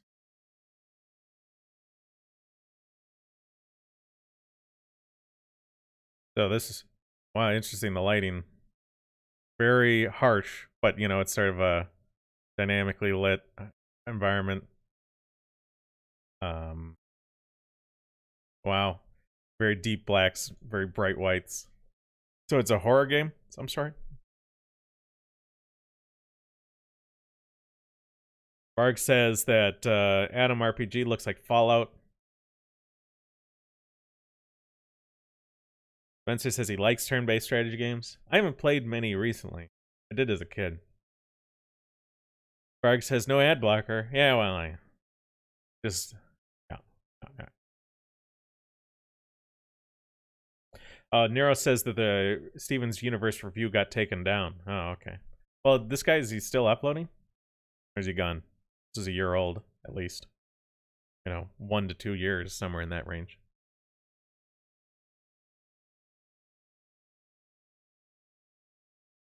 Oh, John says, look at Baldur's Gate 3. Their trailer? Oh my god. 6 minutes? Ugh. Going into some orc's eyeball or something. I don't know what that is. Is that an orc? Oh my god.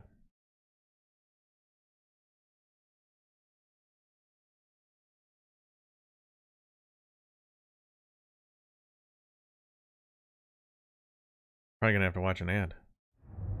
Oh, I didn't have to watch an ad. This is real time, right? This is real time RPG, sorta control it like Dragon Age Origins kind of deal.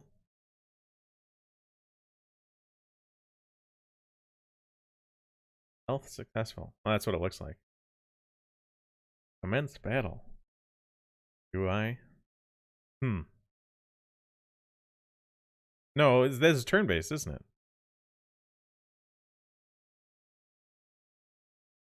Yeah, that's definitely turn-based.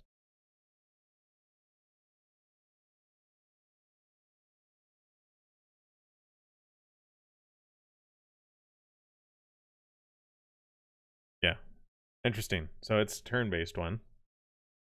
I mean, what do you like about Baldur's Gate? What makes Baldur's Gate so good to you? Baldur's Gate 3. Now, Varg says he thinks Baldur's Gate 3 is going to be very paused. Mr. Gladius says, search the video, fear is ridiculous. This shows really well what fear is about.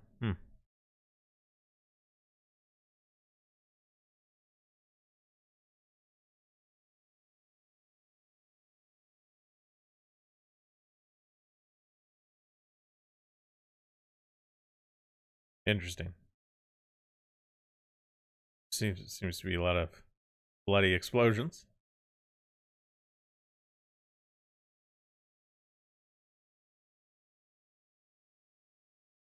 Jacob says ER is still somewhat active on Twitter the last time he checked, but I'm not sure since I was permanently suspended a year ago. Oh, okay. Yeah, Twitter's great. Yeah, love it. Twitter. Ooh, bastards.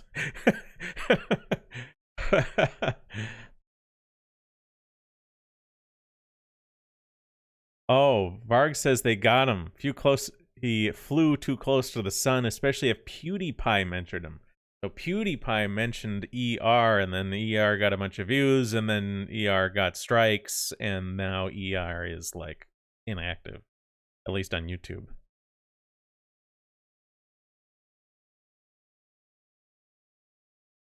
How do you spell Black Pigeon? Isn't it PDG? Oh, no, there's no D in it. Black Pigeon. Oh, okay, there's one. Wait, no. Is that because I've already searched it now? Because if I do it without... Interesting that it doesn't show up if I do it without spaces. Just blanks out the search results. Huh. So here we have a guy over 500,000 subscribers. We go back 3 years ago. Got 100,000, 130, 100, 380, 160, 120,000 views, 300,000 views, 120, 360, 180, 370, 260. What's he getting in his modern videos? 40, 60. That's almost 100. 60, 80, 60. I mean, so they deleted his account.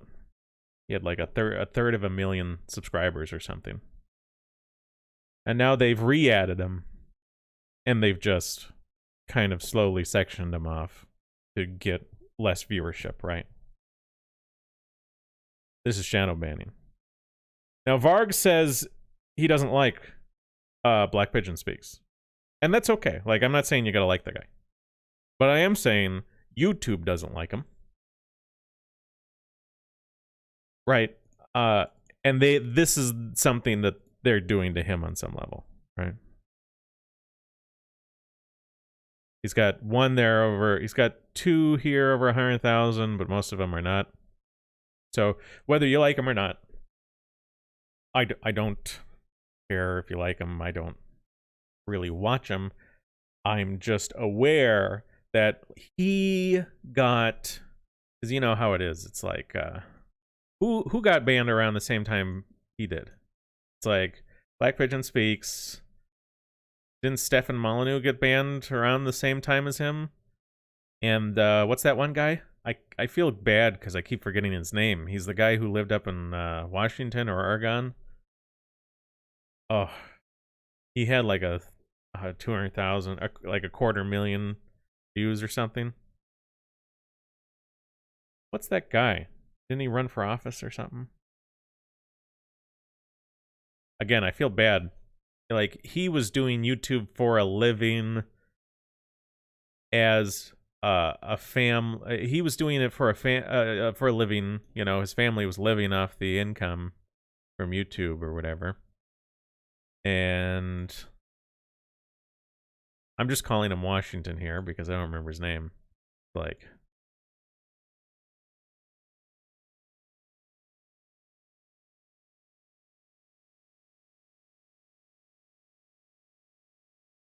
I can remember his face, but I don't remember his name. Damn it. What? Okay. Oh, I hate this program sometimes. Impossible to grab something if it's too small.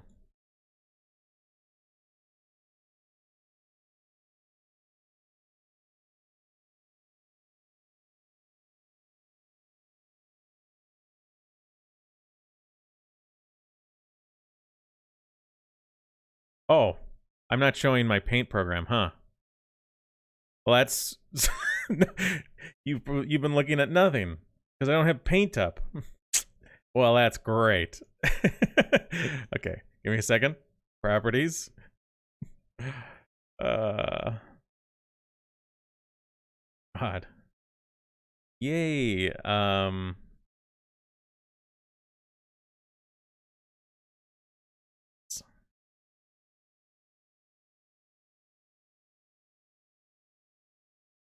Where is this? Paint. Free speech. Nice. So you had like Black Pigeon Speaks, Stefan Molyneux, the guy I'm thinking of from Washington that I can't remember his name. There's also American Renaissance and a bunch of other people. They all get, oh, James Alsop. Yep, there you go. James Alsop, right? They all get banned, right? Then Black Pigeon Speaks gets reinstated. And then everyone's like, oh, yes. Free speech won, you guys. We got Black Pigeon Speaks back. And it's like, listen, I'm not saying that it's bad that Black Pigeon Speaks got back. I'm just saying that it's very disappointing to see channels who collectively had millions of subscribers get erased. And now, what are the consequences for YouTube for doing this? Not much, huh? Not much. Okay, let's take a look at the chat here. Varg says Alex Jones got effed up by them. Yeah. I mean, like, Alex Jones was the first thing. So, like, the fact that there wasn't a massive backlash to impose a social cost on the social media companies for banning Alex Jones is why they could get rid of American Renaissance. That's why they could get rid of Stefan Molyneux. That's why they could get rid of James Alsop. Again, I really don't care if you like these people. Like, I'm not saying these names because I agree with them. I might agree with them on some things. I might not agree with them. Like, it's not that I agree with these people. These are just examples of people who are being removed for their political views. Slot says, do you think developers should release their games on bigger platforms risking censorship or third party where risks are more unknown? Well, I mean, I think game developers like cult games, you know, when they put Hype Mat Defender on Steam, you know, most of these game developers should be looking to release their game on Good Old Games, GOG, and Steam, you know, large platforms. And if you get censored, then just release it on your own too, right? You can have sort of your own deal. I mean, just look at who's that indie developer from New Zealand? Grinding Gear Games. Grinding Gear Games, they made Path of Exile, right? It's on Steam, but it's also like the standalone launcher. You can just go to their website and download their standalone launcher and just play the game. But you can also get it on Steam. John Doe says Baldur's Gate looks good, has a lot of options in terms of how you can interact with the world and NPCs, huge amounts of replayability and choices. There will be pause, sadly. Not good.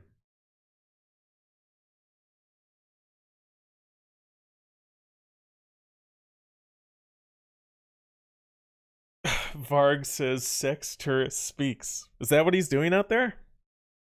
Oh, man.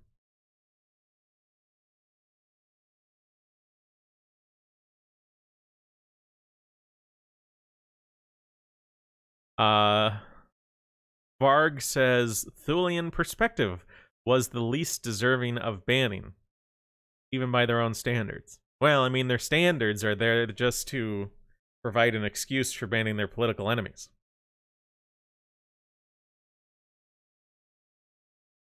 Nero says, a lot of us want to see your reaction to this Steven's Universe review. I mean, keep in mind, I haven't watched Steven's Universe. Like, I'm going to be watching a review on media that I've never watched. If I watch it.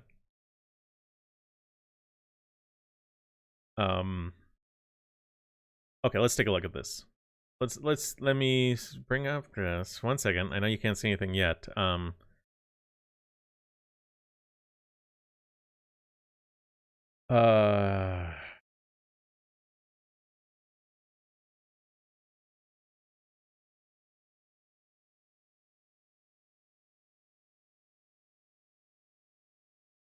Boom, boom, boom. Flat says, do you think there's an obligation developers release exclusives to less censoring platforms? Oh, you want to go exclusive on a better platform? Like if there's a less censorious platform to go exclusive on them? That's an interesting one. You know, there is that to think about. I would say a new developer should try and cast as wide a net as possible early on. You know what I mean? Like if let's say you had some guys and they created a 3D platformer or something, I don't know, created a game. I would like to see maybe their first venture to get their name out there as big as possible, as much as possible, and then if they want to do an exclusive deal, maybe especially for like a DLC, be like, hey guys, we released the DLC for our game, but remember that's only on this less censorious platform, right? You can get it on you can't get the DLC on Steam, but like I'd like to see if some of our guys are trying to find success, be as big as possible first. Maybe. I think that would probably be better. So let's take a look at YouTube's hate speech policy here, right? Remember, so someone said Thulian perspective was the least deserving of banning, even by their own standards. Their standards are written to be as broad as possible. So, for example, it is against their hate speech policy to dehumanize individuals by calling them subhuman, comparing them to animals, insects, pests, diseases, or any non-human entity. This is just a general part of human language. Have you ever met someone who you thought was a weasel? Kind of dishonest, kind of foxy.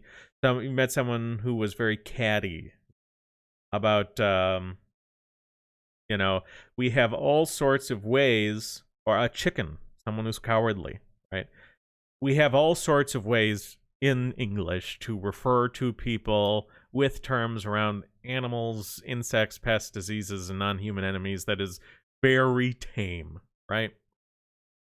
This rule is meant to look very reasonable, but also to catch nearly everybody. Like, if you have like a bunch of YouTubers and they make hundreds of videos between them, like each one of them makes hundreds of videos. Like, you look at a bunch of YouTubers, they've all released 250 videos. They have at some point done this because this is just a generic, tame, boring part of English, comparing people to animals, insects, pests, diseases, and other non-human entities. Happens all the time.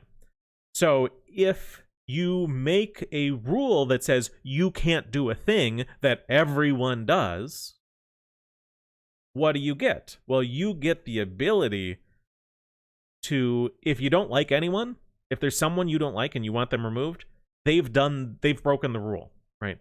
Because everyone's broken the rule. You're not going to go punish everybody, because it's not about punishing rule breakers, it's about punishing your political enemies. Everyone's done this.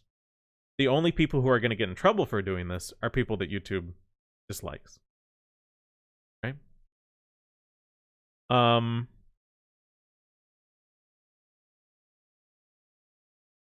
You cannot have a statement that one group is less than another. For example, less intelligent, less capable, or damaged.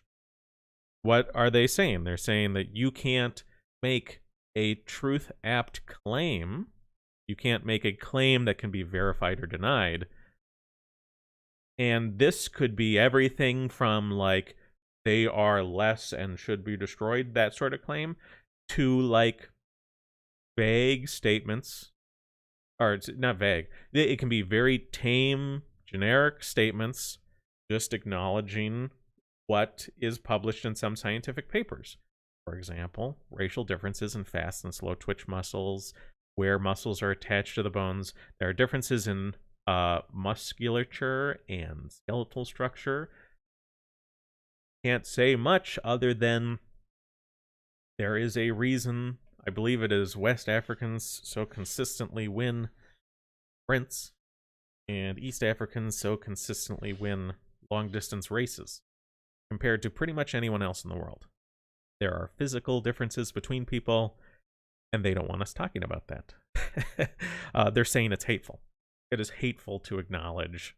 That's what they're saying. They're saying it's hateful to acknowledge various things that we publish in scientific literature because it disagrees with their policy. Not a big fan of YouTube's censoring of their political enemies. I wish YouTube still believed in a marketplace of ideas and not just censoring their enemies, lifting up their friends. But, you know, that's where we're at. You know, I really wish... So I'm on Restream, right? That's how I'm able to stream on Twitch, DLive, YouTube, and Trovo all at the same time. I wish Restream worked with Odyssey.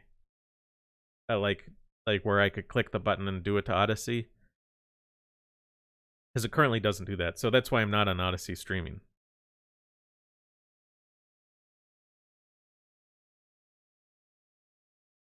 Varg says, these rules, you can't compare competing athletes in any sport. These guidelines are a joke. Yeah, they're a joke in terms of, like, for people who are seriously willing to critique these guidelines, they can see how bad they are in terms of, like, guidelines are created in such a way, provide a lot of utility to YouTube to ban whoever they want. Let's see. Let me see if they've changed. Okay, maybe they've changed some of their language. So I critiqued.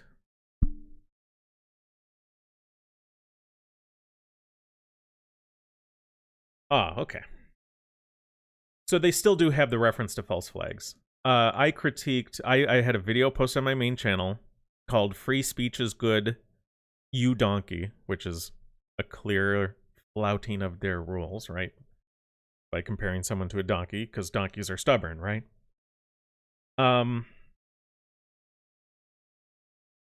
They say that you can't call something a false flag. Oh, did the stream get interrupted? I don't know what happened there. They say you can't call something a false flag. Well, I mean, false flags happen, don't they? And false flags are largely believed. So we're going to be stuck in the same sort of position we were before. Okay, let me bring up Paint again. So remember... So there was a time on Twitter, and I'm not proposing anything, right? I'm not proposing any specific narrative of the viral happening. So initially, some people on Twitter, like, who was it? Who proposed it? Who first got banned for this? Oh gosh, I forget their name.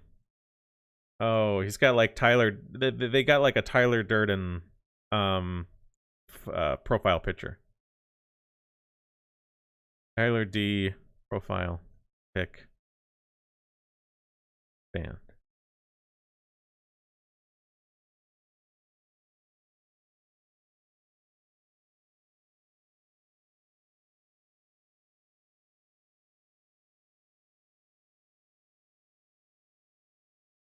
Official.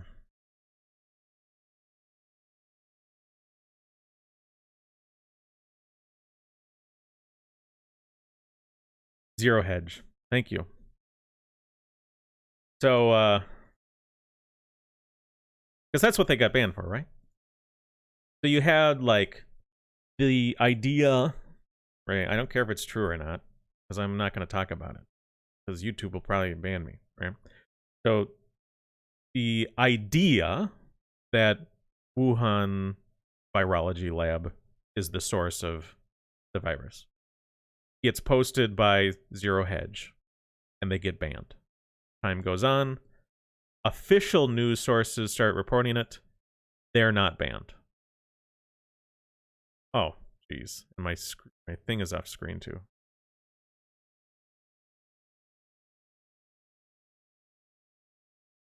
So, what dynamic is being set up? Well, there's setting up an authoritarian, not totalitarian, but an authoritarian informational system, right? Where, like, if a false flag happens, right, and you're an independent journalist or you are just a person and you have evidence that a false flag has happened, YouTube says, listen, you can't call it a false flag. You have to wait until CNN calls it a flag. You have to wait until MSNBC or CNN or ABC or CBS or someone, like an official source, could come out with a video calling something a false flag, but you can't. Okay? Only once the official sources have acknowledged the false flag can you. So it sets up a position where if theoretically the powers that be don't want to acknowledge a false flag, and you have evidence of that, then YouTube says shut up, right? You cannot be the first person to notice. You have to wait. You have to wait until the official sources have given you the go-ahead. That's what this rule is. It isn't saying you can't call something a false flag. It's just you can't be the first person before official sources. I don't care what evidence you have. I don't care about your integrity. You know, I don't care if you're right. You can't be the first. CNN gets that job. CNN is the person who gets, and if CNN has evidence that something is a false flag and they decide not to release it, then you just have to shut up, right? If an official source decides not to reveal it, then they've decided that you won't reveal it either. That's this rule. Ay.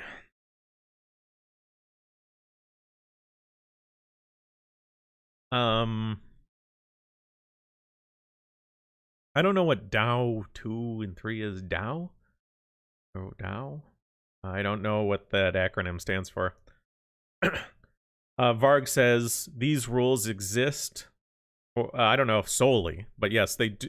So Varg says these rules exist solely for the purpose of selective enforcement to punish dissidents. I would say these rules exist for various reasons. They got to establish rules, like they have to establish rules because people demand it, right?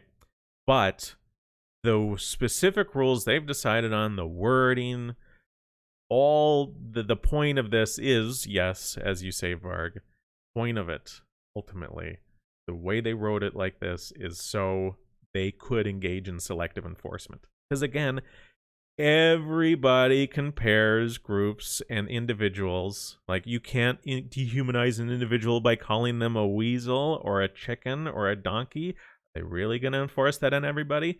Absolutely not. They're going to selectively enforce it on the people that they don't like.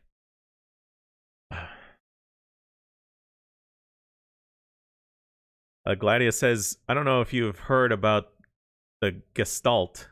It's a scary concept. Oh, what is this?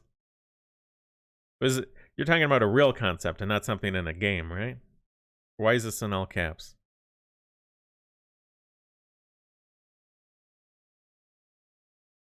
So DAO is Dawn of War. Varg says he likes my paint drawings. I don't know. I mean, thank you. Thank you, whatever.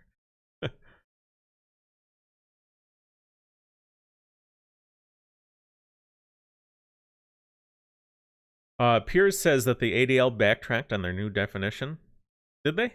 Did they backtrack it? So, like, they changed it to the more anti-white one. And then they got a bunch of criticism, and then they've changed it back? Is that what you're saying?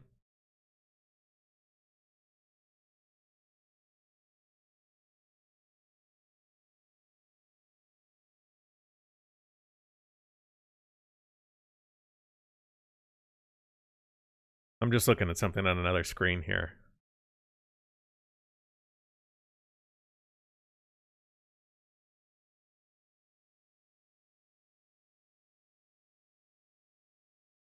I was looking at this Gestalt. Because let's see here. Let me, well, pull up the thing.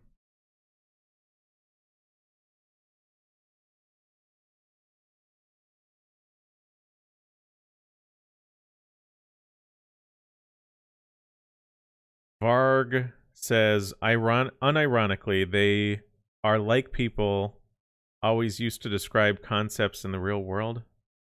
What? They are like people always used to describe concepts in the real world by drawing in sand snow. Oh, okay. The paint drawings. Oh, we were talking about something else. Yeah, I mean, it's like, yeah, exactly. It's like, all right, come over to the dirt with me. I can use a stick and sort of scratch things in the dirt for us to look at. Victorian says, what are you talking about, the ADL's definition? Okay, so let me bring up a different window. Let's just look it up. ADL racism definition. I know you can't see this for a second. Okay, so they clearly have reverted it. Okay, boom. So ADL defines racism as when an individual or an institution shows more favorable evaluation or treatment to a group based off of their race or ethnicity, right? And they didn't. Let's go archive.org and bring it up. So it looks like they have reverted it, because that's not what they said recently. You can see where everyone archived it. We know this is where the action took place. Look at that. Like, la la la la la. Well, bam! They changed it. Racism. What they posted was that racism is the marginalization or oppression of non-whites based on a socially constructed hierarchy that privileges whites. As in, they said racism is white people oppressing everybody else, right? And people freaked out on the ADL. So the ADL has changed it back to this. Now,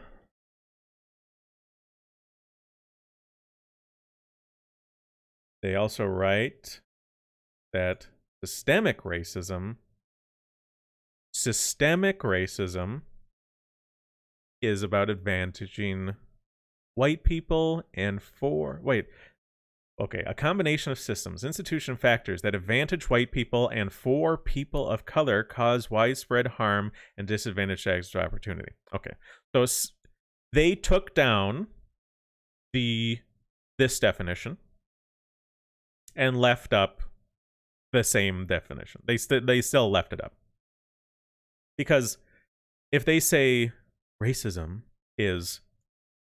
applies to everybody, then systemic racism is the same thing but applied as a system, right? But no, it's a combination of systems, institution, and factors that advantage whites and cause widespread harm for people of color. So, have they reverted their definition? Yes, sort of. But no, not at all. And at the end of the day, whatever pushback... Oh, sorry. Damn. Paint was on the screen the whole time. Sorry about that. Okay, so... I need a different screen here. But that's a goof up. Sorry about that. So here's their racism page on archive.org, and then it got all archived a bunch of times, all at once.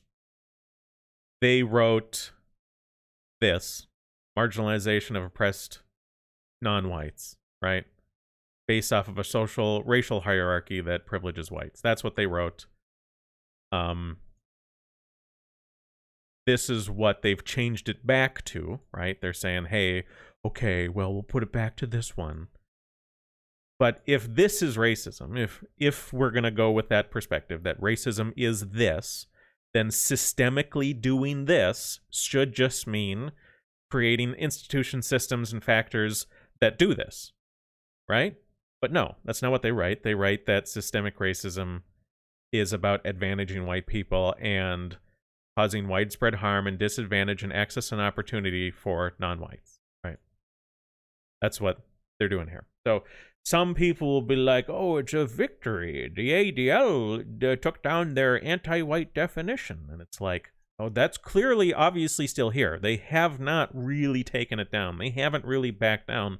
And the thing is, even if you did get the ADL to back down on what they posted on their adl.org/racism page, the reality is they still believe the things, right? They still believe all the stuff that they've written.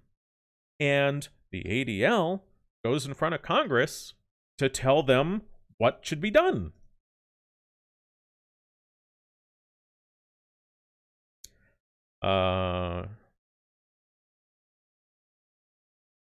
So here's the ADL talking about Congress. But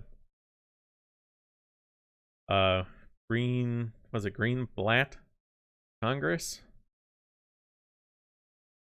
Yeah, so like the ADL will go in front of Congress to give testimony on issues of hate, race, anti-Semitism, and all these other issues.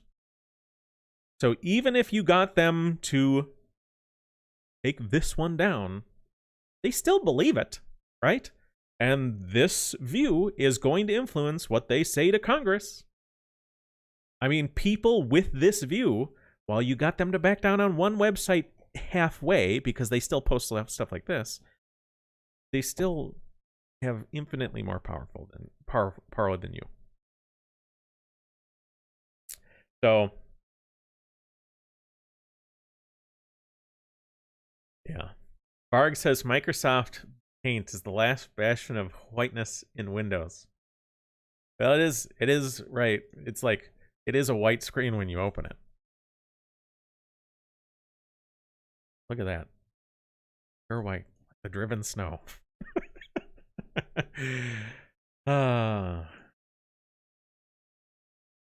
So again, this is their current page. This is what they post, you know. Systemic racism is about white people. It is grounded in the history of our laws, created on a foundation of white supremacy. It exists in... Oh. I had Paint open again. It is grounded in the history of our laws, created on a foundation of white supremacy. There you go. It's all about advantaging white people and disadvantaging people of color. So while they have taken this definition and have removed whites as the sole perpetrators harming everyone else, they leave it right here. So the next, if you do see someone on Twitter celebrating the ADL reverting the definition, remind them that they still have the same crap on their screen right there. And the ADL still believes it. They still believe it. And they still get in front of Congress to testify about these issues. So Congress is paying attention to what these people have to say regardless. So nothing's changed. This is but no, and when I say that, okay, let me back up a second. I shouldn't be so goofy about this. Like, the fact that a bunch of people being loud about the ADL adopting a very sort of aggressively anti-white definition, the fact that the ADL maligned a whole race of people as being evil, and people pushed back, and so the ADL had to somewhat partially kind of back down, that's still good. It is still a good thing to see on some level, right? Now, it's not the victory that some people imagine, but this is the correct thing to do. But it's got to be phrased correctly, right? We got to understand, like, this is not, we shouldn't be, like, to me, the pushback should not be about, like, whether the ADL is factually incorrect. We need to push back and say, hey, listen, ADL, you are maligning, even in your current one, you are maligning a group of people as enacting unique evil on others, right? You are pointing to a race of people as evil.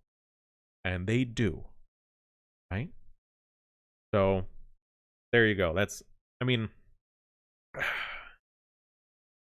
is it a victory? In some way. It's a small victory in some way, but not interpreted in the way I'd like to see. Varg says ADL is a hate organization. I would say so, right? If you or I put up a website where we said, hey, this, like everyone in the United States, everyone sort of in the English-speaking world views racism as like a bad thing, more or less, right? Like the general people. If you were to sort of gauge, like if you were to create like a sort of a gauge where you would say a word and then like how evil or good that word and that term is in people's mind, racism would be like on the pretty darn evil side of the list, right? For most people, like the average person thinks of racism as a very bad thing, and kind of forgot where I was going with this, but the fact is that if the ADL is going out there and is trying to attribute evil, bad things to only one race, that's a big deal. And that's what they're doing. Even on their current page with the current definitions, they are attributing it that way. I mean, are they gonna say, hey, in South Africa, most people in South Africa are black, and there are systems in place and institutions and factors that disadvantage white people to getting jobs over the black population? Are they gonna call that systemic racism? No, they're not gonna call that systemic racism, because they are not an impartial, unbiased organization just taking certain concepts and putting them into words for the purpose of clear language. They are a hate organization who wants to attribute certain evils of the world to one group of man, one race of mankind. The Westmen, right? White people, Europeans, Westerners.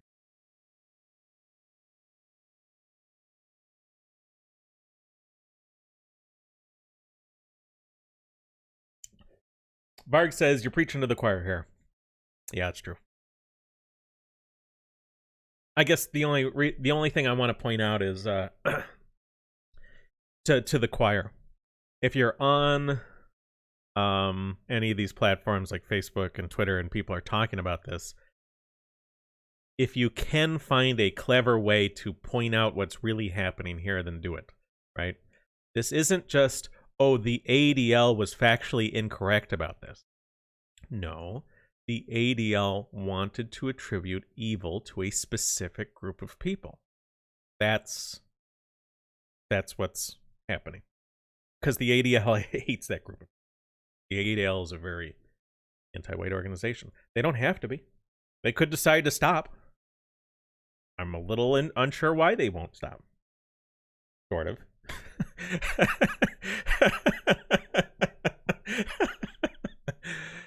Oh boy, oh boy, oh boy. Okay.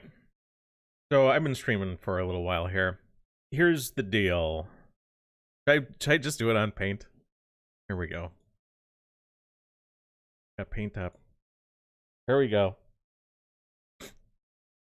We can go bigger than that.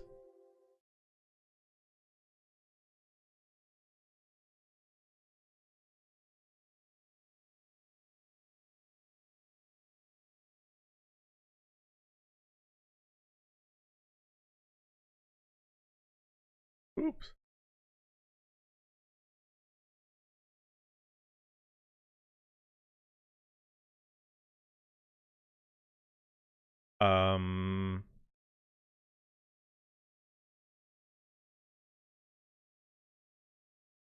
Whoops. God. Yeah, right. ESU, EST. They're not even directly adjacent to each other. I think this is what the new schedule is going to look like going forward. So Wednesday, we play a game and we talk about the memetics. We talk about what sort of ideas and concepts are being introduced by the game. What sort of references are being made to things that exist in the cultural milieu of whatever the heck we're in, right? So right now I've been playing Deus Ex Human Revolution on Wednesdays. Saturdays, I've been streaming, obviously. Been inviting other people, American Krogan, Pale Hominid, just kind of chilling out, talking about stuff, reading chat, playing games. And then I'm going to start streaming Sundays. Wait, is it 7 p.m. or 3 p.m.? Wait, I think it's 3 p.m. Okay, Sundays. Sorry. 3 p.m. So I'm going to stream both days, every weekend, 3 p.m. And right now I'm planning for Sunday to be a lot like Saturday most days. Let me...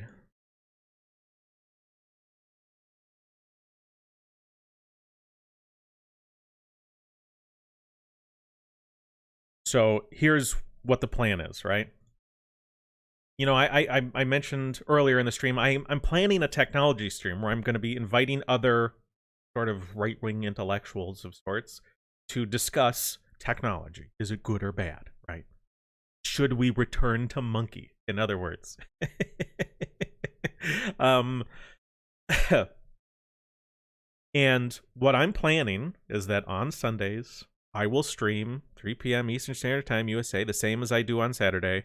And for now, the Sundays are going to be the same as Saturdays, like what we did today.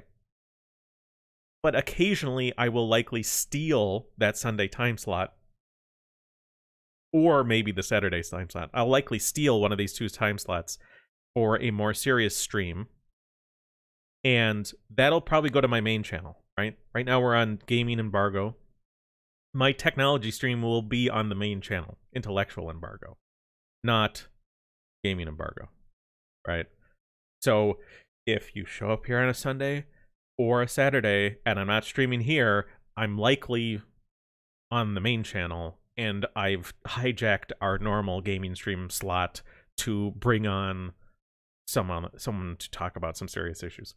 So on the technology stream, I don't know if I want to list people's names right now, because they might decide that they like what.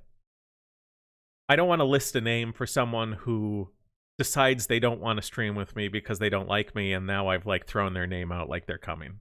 So I'm not going to mention. I have reached out to people who you might like, who you might find very insightful. There's also a million people who I haven't reached out to. So if anyone's watching this and you are a content creator, you can always reach out to me if you have like input on the whole technology thing. Barg says, have you talked to the distributionist? No, I don't believe so.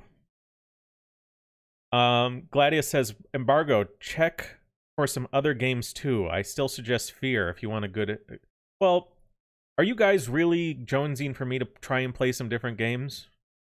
Or do you want me to play Deep Rock Galactic? Do you want me to really branch out? Or do you want to see Deep Rock? Or should I play SimCity? I had a fun SimCity stream or two on Odyssey back when streaming first started there.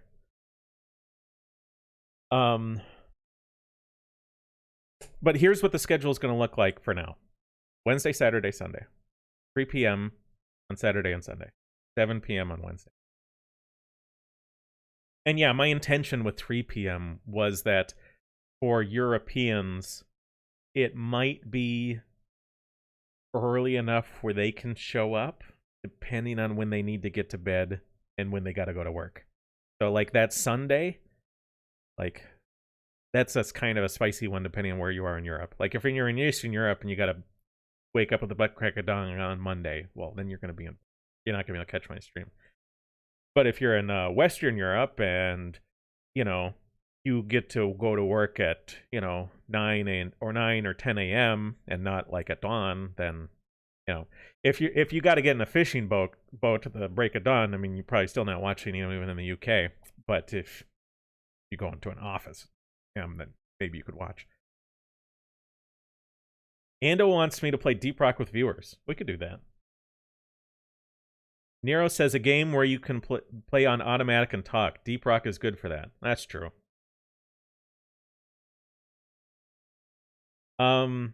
Spinning Churro says, do you think Nick Fuentes' ego is hindering him from becoming a better tool for whites? I'll be honest. I don't watch Nick. And I don't keep track of all of the happenings with the various personalities. I mean, like, I know it's a thing that I should probably be doing, but I don't. Because I just have a hard time being interested. Like, I'm so interested in the ideas that I have a hard time being interested in the stuff that maybe matters.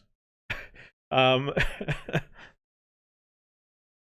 the end of the day, that's maybe one of the realities that we're going to have to be dealing with is, like, anyone who steps up to be a leader is going to have to be confident, bordering arrogant, and like there's going to be weird ego problems. Like the Marcus Aurelius who like has his duties thrust upon him and like takes those duties as best he can on behalf of his people is someone who is born into a leadership role through like a hereditarian sort of thing or whatever. Like Marcus Aurelius doesn't show up as a dissident leader to take his country back. You know what I mean? Like you can't expect Nick Fuentes or anyone else who's standing up to try and like take the West back or like, you know, make America great again or anything like that, not to have what you might consider an ego problem. And I'm not saying he has one. I'm just saying I don't know if he has one, and he probably does because they probably always will. Although Jared Taylor, Spencer says, yeah, so Jared Taylor is our Marcus Aurelius, I guess, which is why he's not like maybe if Jared Taylor had a bigger ego problem and was less like Marcus Aurelius, maybe he would be bigger than Fuentes. Just to think about that, like. It may be one of these things where it's like you have to have this. Varg says it's a waste of time to look at like all these different egos and stuff. You get this lowbrow Jerry Springer type entertainment. Definitely a lot of our guys are into that, and I just I should probably be paying more attention. I shouldn't be as focused on the Jerry Springer stuff as some people are. But I should probably be paying more attention than I am, right? Because I pay no attention at all. I just like people will tell me about so and so getting into a feud with whoever, and like if I know of a person, I have only ever focused on their ideas and I've completely ignored all the other stuff, right? Like someone says, "Oh, you mentioned Aiden Paladin and her video, you know, there's a article about her on Kiwi Farms and she said this at some point," and I'm like, I just don't care. If she made a good video talking about certain intellectually stimulating ideas that I think are important for my people as a whole, then I'm interested, and if she hasn't, then I don't, then I'm not interested, and it's just whatever.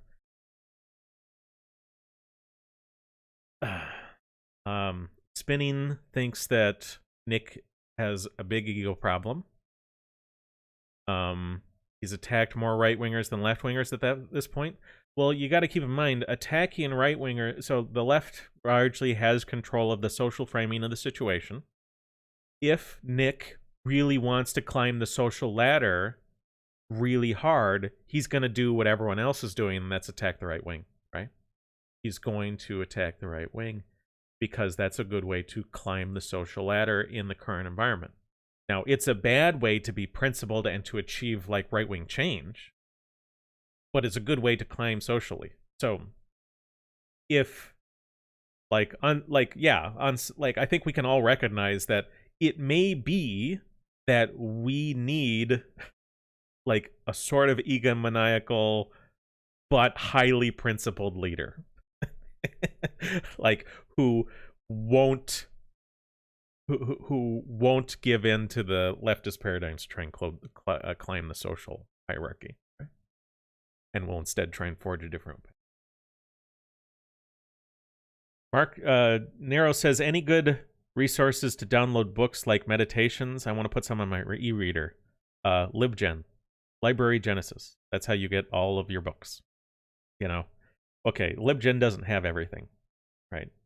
I'm constantly disappointed by the things that aren't on LibGen because I really want a shadow library that has absolutely everything on it. But like, okay, let's just.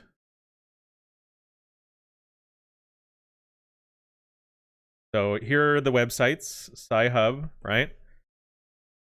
So it's currently using sci-hub.st, but that changes. So Sci-Hub is how you're going to get access to all of the scientific papers that you want. If someone brings you up a scientific paper and you want to look at it, blah, blah, blah, go to Sci-Hub so you can get access to it. LibGen. Library Genesis, right? This is how you get all the books you want. So if someone says, oh, you got to read this book, or there's this chapter from this book, it talks about certain things, This is how you find it. So you can get the intellectual content you need without it being paywalled. And I mean, like, if someone wrote a good book recently and like the funds will go to them and you want to buy it, that's fine, but libgen. Varg says Fuentes just plays Fortnite and talks about sexual activities. Wow, that's a bummer. Anyway. Varg says he's into that too, if he's being honest. I forget what were we talking about at the time. You mean like looking only at people's ideas and not about their character? Yeah, you can just go to DuckDuckGo and type these in, or go to you can go to Wikipedia, and a lot of times they'll have the most recent version on there, or like a link to it. But yeah, it's Library Genesis and Sci-Hub. Those are how you'll get intellectual content like scientific papers and books without paywalls. And again, like, if someone wrote a book and it's good and it's recent and the money actually goes to them, you know, maybe you buy it. I don't know. I wouldn't. And of course, I'm always suggesting that you fully conduct yourself in a way that is consistent with the laws of your country. I mean, I'm just mentioning things. I never give you legal advice to do something illegal. I would only encourage you to do legal things that keep you out of jail forever.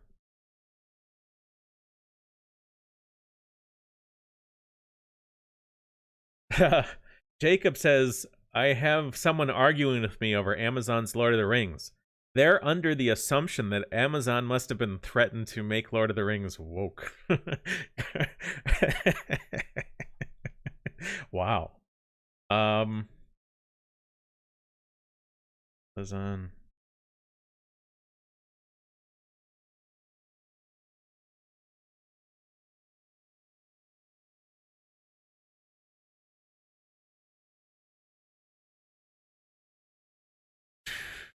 Not that website. We can't click on that one. My God.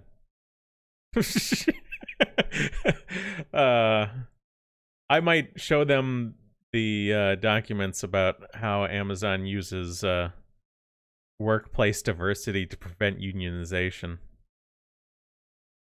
I mean, it's a tool.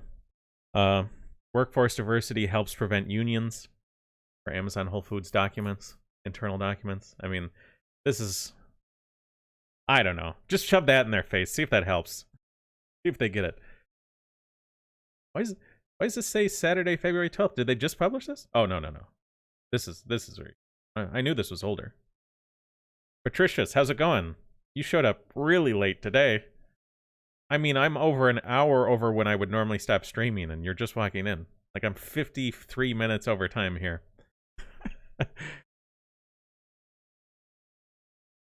KNat says, I want to read physical books to rest my eyes away from the computer screen. I totally agree, KNat. I mean, like, if you... Yeah, reading books before bed, I like it, right? But yeah, I can't read an ebook before bed because then I'll just never sleep, right? So I love physical books. I've sold so many books before I did my move. So I moved across the country. This is part of the reason why I haven't been making videos on the main channel. You know, I sold my house, moved across the country. I sold so many books. Dude, I sold like 1,000 pounds of books or something. The thing was incredible. And I still have some of them, but so many books, dude. Physical books are so great compared to... that being said, you know what I do like a lot, though? More than physical books? Lectures. And the technology is actually good for that, right? So, like, I'm going to put it on Paint. There's no reason to put this on Paint, but I'm gonna. Okay? Here's the hierarchy, right? There are 2 T's in written? Gotta be 2 T's.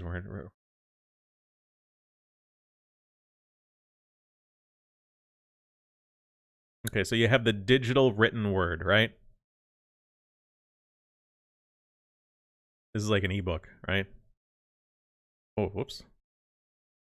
Okay, and you take this and you put it all the way down in one of the lower circles of hell, right? I hate it. I've done so much of it. I've read so much crap, so many scientific papers and books online. I hate it.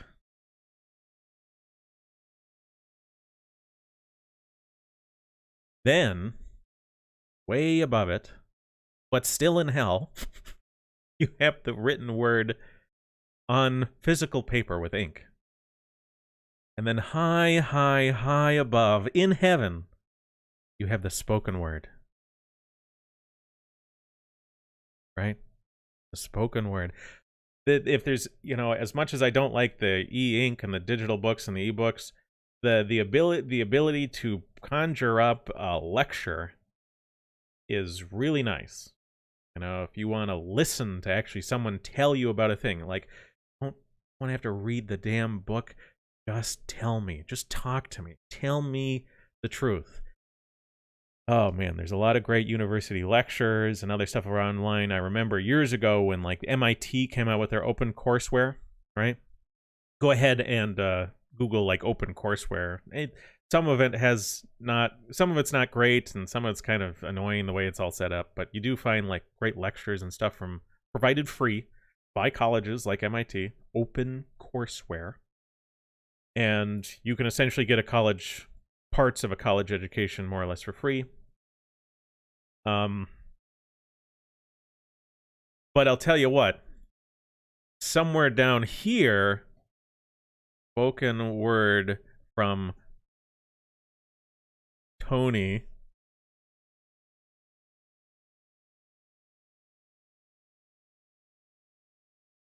In the call center. You ever called like a company and you're like, hey, you sent me this and it broke in the mail and it's a mess. Yeah. And then Tony at the call center's answers the phone. Tony. Yeah, your name's Tony. Where do you live, Tony?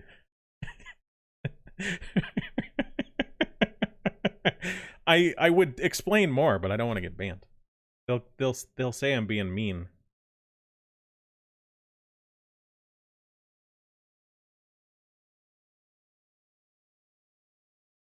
I hope you all get what I mean.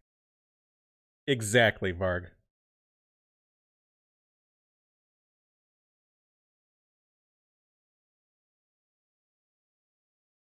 Victorian says, don't let this Amazon Lord of the Rings things be framed as old fans versus new fans. If someone is someone's a fan of the Amazon show, they're not a Tolkien fan. Right, there you go.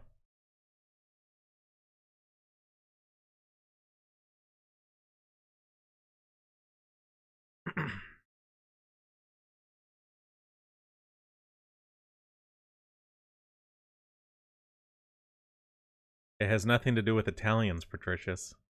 Because the person's not named Tony.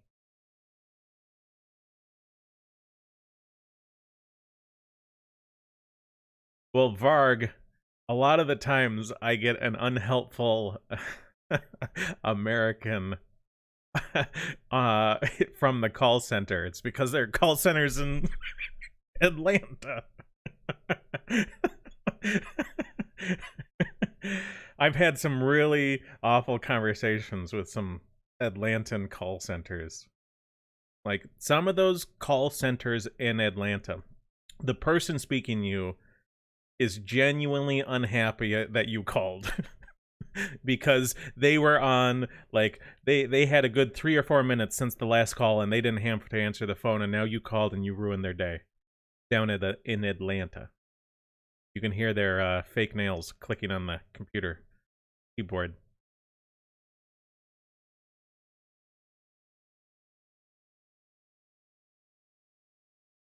Hey Nat says, problem with physical books, I have trouble getting them in my area except via Amazon. Yeah. Well, I mean, physical books, they're great in a way.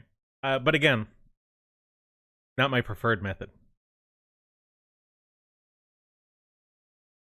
Spoken word. The heavenly spoken word. And this is sort of like, I know, like, what's his face? Jared Taylor. I know what's his face, right? Jared Taylor said something to the fact that he loves the written word, right? Like, he doesn't like YouTube videos and stuff. He wants the written word. Ooh, and I'm like, and a lot of his written words are way down here in the lowest circle of hell.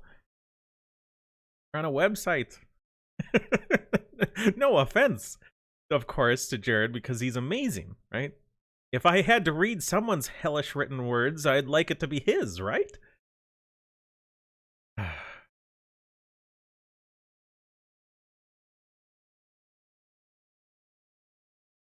There are so many tech videos by Tony. Dude, Tony's a beast.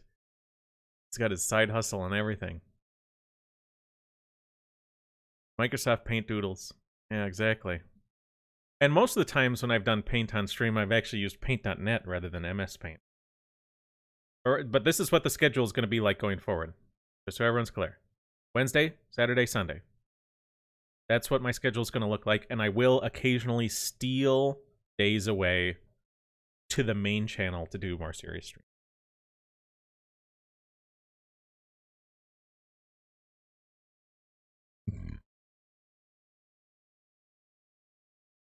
KNet says he could read Ed Dutton books, Kevin McDonald's, which isn't the spoken word. Right. That being said, like, Kevin McDonald's books are great. But what would you rather do? Read Kevin McDonald's books? Just go over and talk to him. That's what I'd like to do. I hate books. Okay, I'm gonna have to Google this. Everyone's favorite image.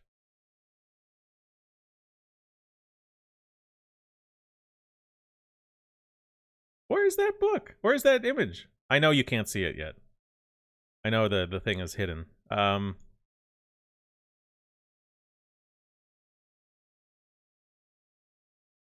Where the heck is this image?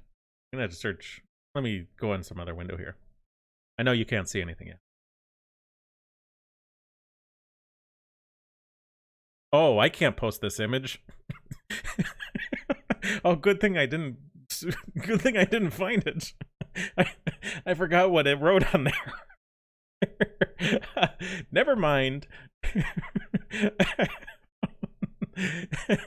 I can't post that meme. Sorry, guys. It's a good thing I didn't put it on screen, though.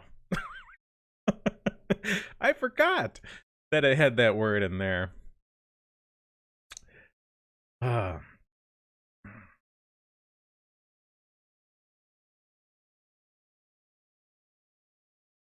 Arg says be anti-intellectual enough, and then you just won't need books. No.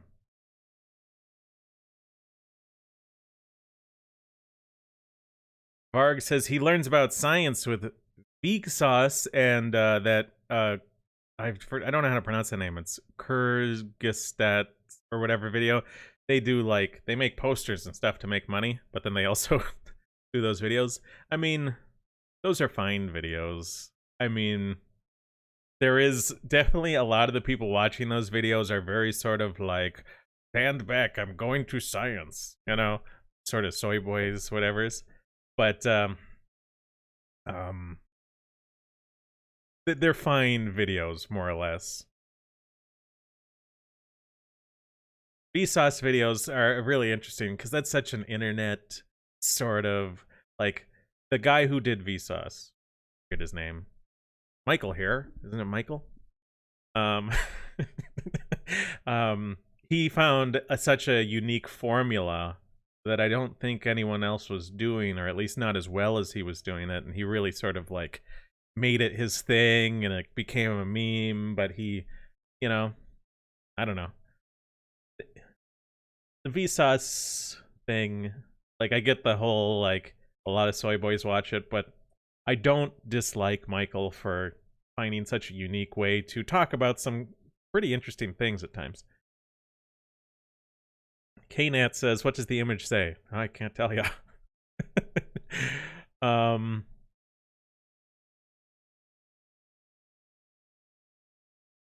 Nero says books are for civilization, and civilization is evil. True Neanderthal Indo-Europeans pass information through spoken tales and bardic songs. I agree.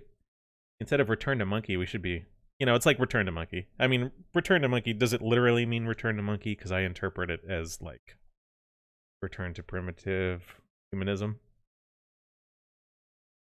Mr. Gladius says return to stone tablets?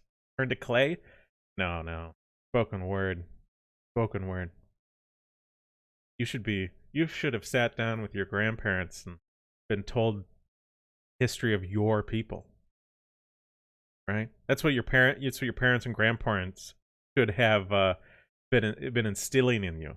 They should have told you the story of your people, the story of your family, and how your family fits into your people. Like, we are the Romans, and like this is how us, the myths, fit into the Roman history.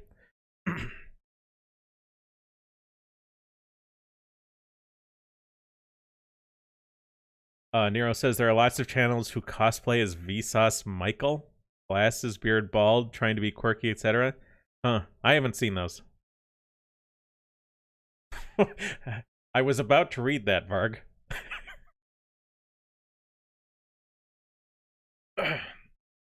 Anyway, I think that's about it for today, guys. I'm already an hour over. I streamed for 3 hours now, when I normally stream for 2. But guess what? Guess what? I'll be streaming tomorrow. So 3 p.m. Eastern Standard Time. I'll be streaming tomorrow. I might be playing Deep Rock or a different game. Probably not Gunfire. I do like Gunfire. But I know you can sort of hear it now. But maybe I won't play it on stream. It takes more concentration on my part to play Gunfire, especially if I play on the higher difficulty. If I played on normal, like, I could probably not look at the screen, kind of like what I do with Deep Rock. KNAT? What are you saying, KNAT? KNAT says that I am I'm cosplaying as Vsauce Michael. Hey, Fargo. Wait, what? I don't know how to do it. Hey, Vsauce. Fargo here. Skeletons are scary and spooky. But did you know that there's a skeleton inside of you? And hundreds of years after you're dead, it will live on. Assuming you don't get cremated. Wait a second. If a human dies, and then a skeleton is left behind, but we don't cremate them, and then more people are born, and then they die, and they leave skeletons, how long will it take before the entire world is just skeletons?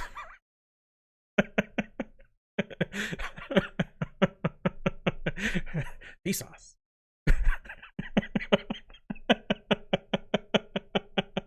Oh, God. That's stupid. I know.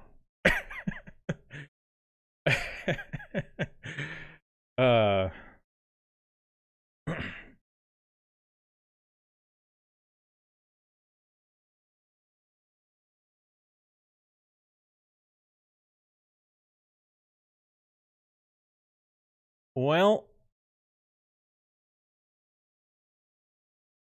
Patricia says corruption is spreading through history.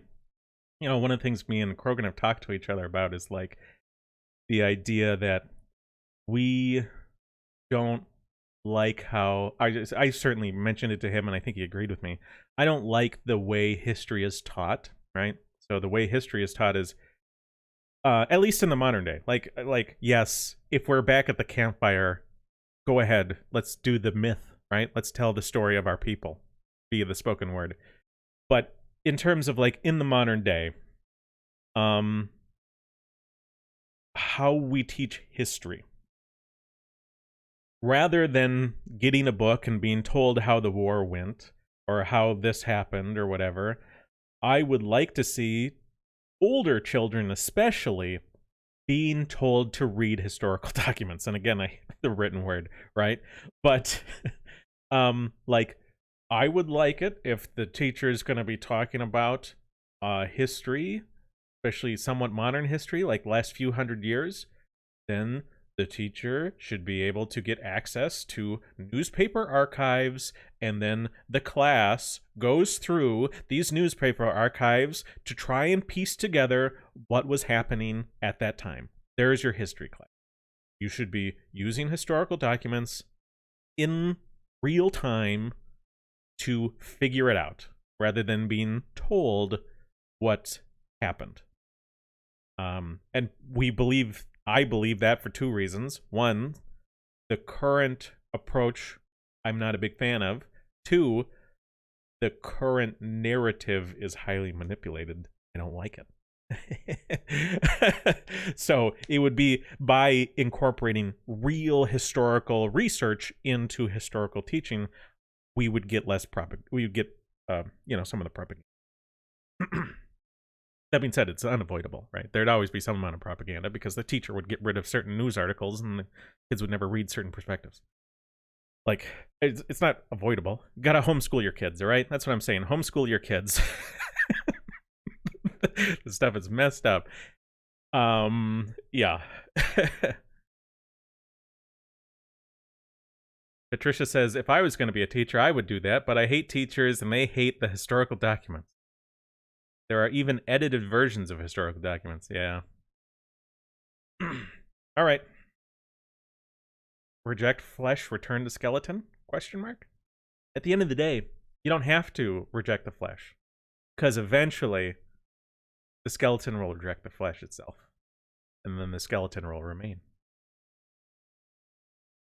Yeah, Sark says, rather than having a historian tell their version with heavy commentary, and the problem is a lot of their commentary isn't written as commentary. Their commentary, what they want to say in their commentary, gets just incorporated into the historical narrative as they tell it. They don't tell you, like, here's what we know, oh, and here's kind of my opinion on it. They're like, they just incorporate the two into one, right?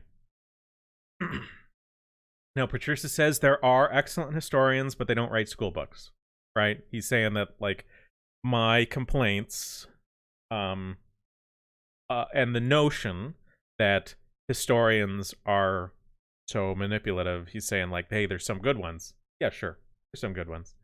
But what I'm saying is what I would like our children to do is actually engage in some history. You know, it's interesting, we talk about history class and studying history, and they don't look at hardly any historical documents at all to try and piece things together, right? They're not looking at journals and,